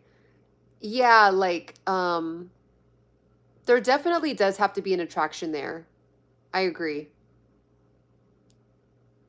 There just has to be something that is like, they don't have to, like, for me, they don't have to be, who doesn't want a good looking, like, person in front of them? You know what I'm saying? That you're like, wow, like, you're really good looking, I'm attracted to you. But there just has to be something, like, if they're not, like, say if, like, if you were to put them up against, like, on a whiteboard or something with compared to other people, and they were the last person, I'd still be okay with that as long as there was something I was attracted to, like just some aspect about them, you know?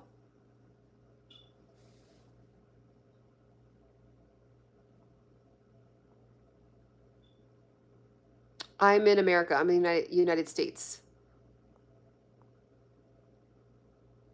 Texas, what's up?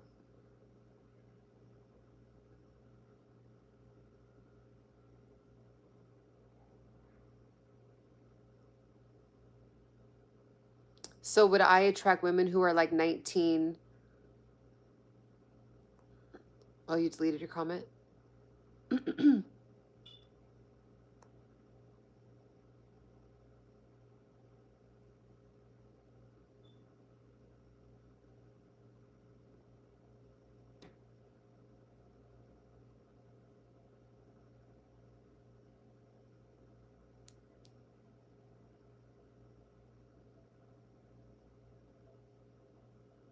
LA, what's up?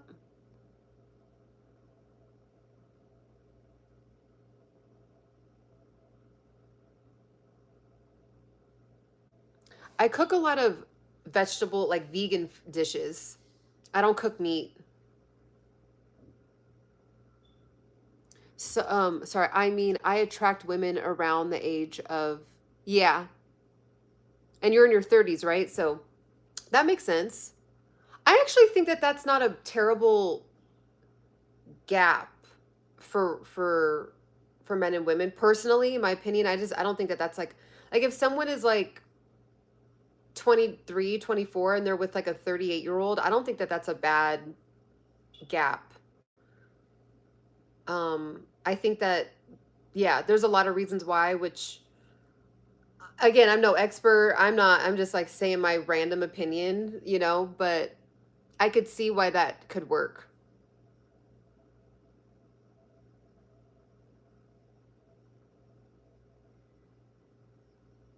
I would totally date a 30-year-old. The thing is, like, well, I actually do get approached by that age. Um, but most of the time, I feel like most of the time when they find out that I'm older, it's kind of like they retract. Not all the time though, but I definitely, because I think that there's, some, like, I'll just be honest, if I was talking to my nephew and he was 30 and he was like, TT, who should I go after? I'm 30, should I go after 45-year-old women or 30, 40-year-old women?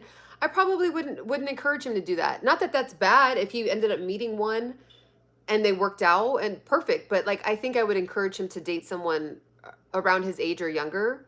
So I just have to be realistic with that with myself too, you know? It's not an issue, but the younger men hate on you. I could see why. Do you want to come to Korea?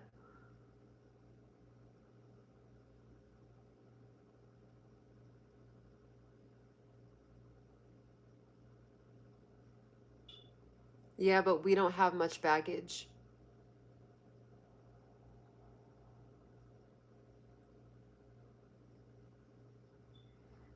I'm headed for 40, which is like, it just sounds weird saying out loud. I'm Korean. That's what's up. I definitely want to visit Korea.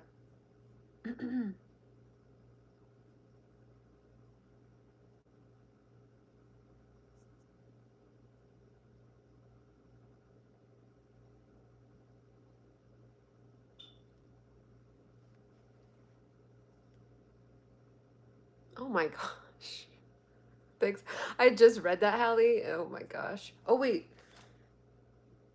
Oh, we're at 205? Oh, so, whoa. Whoa. Okay, Harris is in there. She's in there. She's, yeah.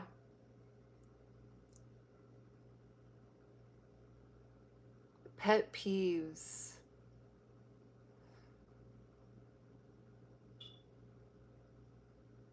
Being condescending is a big one for me. Welcome from Punjab. Shout out to Punjab. I love it. That's true. 40 is like the new 21. It's true. Just the whole energy, like I don't know what it is, but it's almost like we got frozen in time.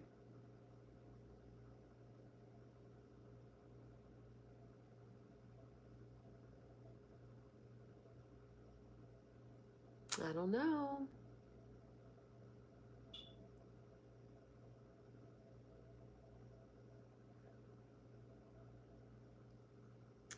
I I just didn't think that she was gonna like even come back.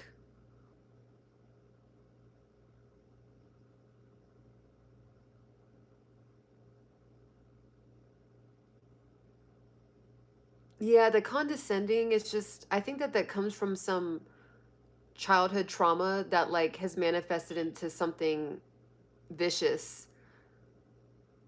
I just yeah, it's icky to me. I think when people like do too much with waiters, like even if a waiter gets it wrong, like just relax, you know? So I really pay attention to how people treat like service people in service. Yes, everything works. I hike, play basketball, lift, and do more than most younger boys. Especially nowadays, they just want to like be on the game.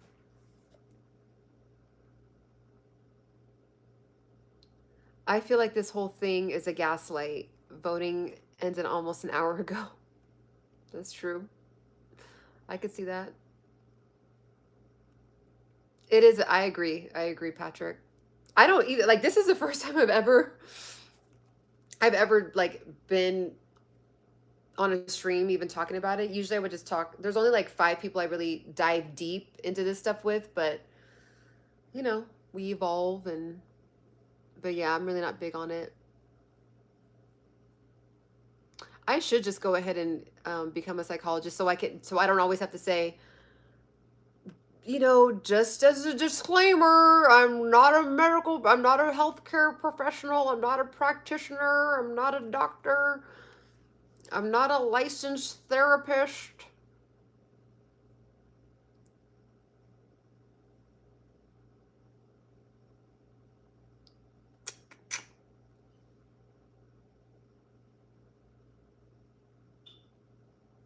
Right? This is crazy.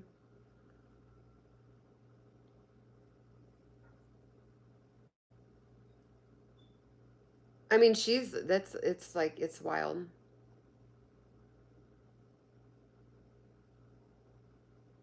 I feel, I don't know. I don't know.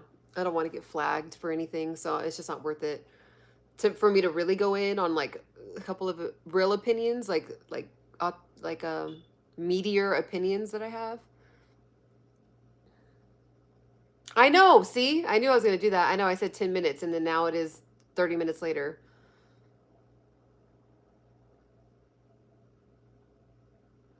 It's um, it's because I really want to know who's going to win. I'm just already in it, so I'm kind of like I might as well commit.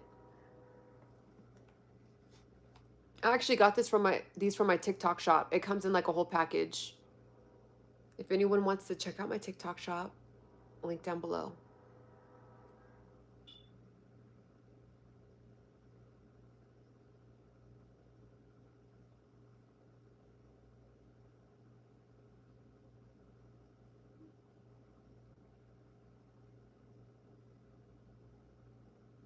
Oh, okay, yeah. So they are censoring.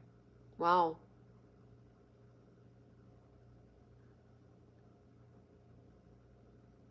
That's true. Dean Trenor. Trainer Trenor.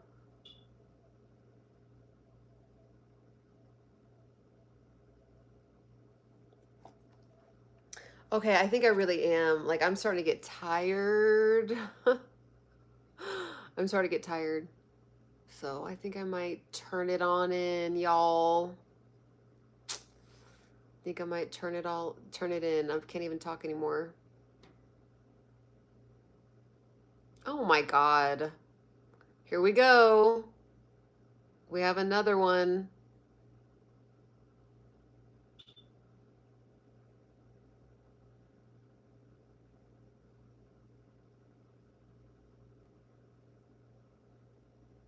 Have a beautiful rest of your evening, everybody. Show me down there. Like,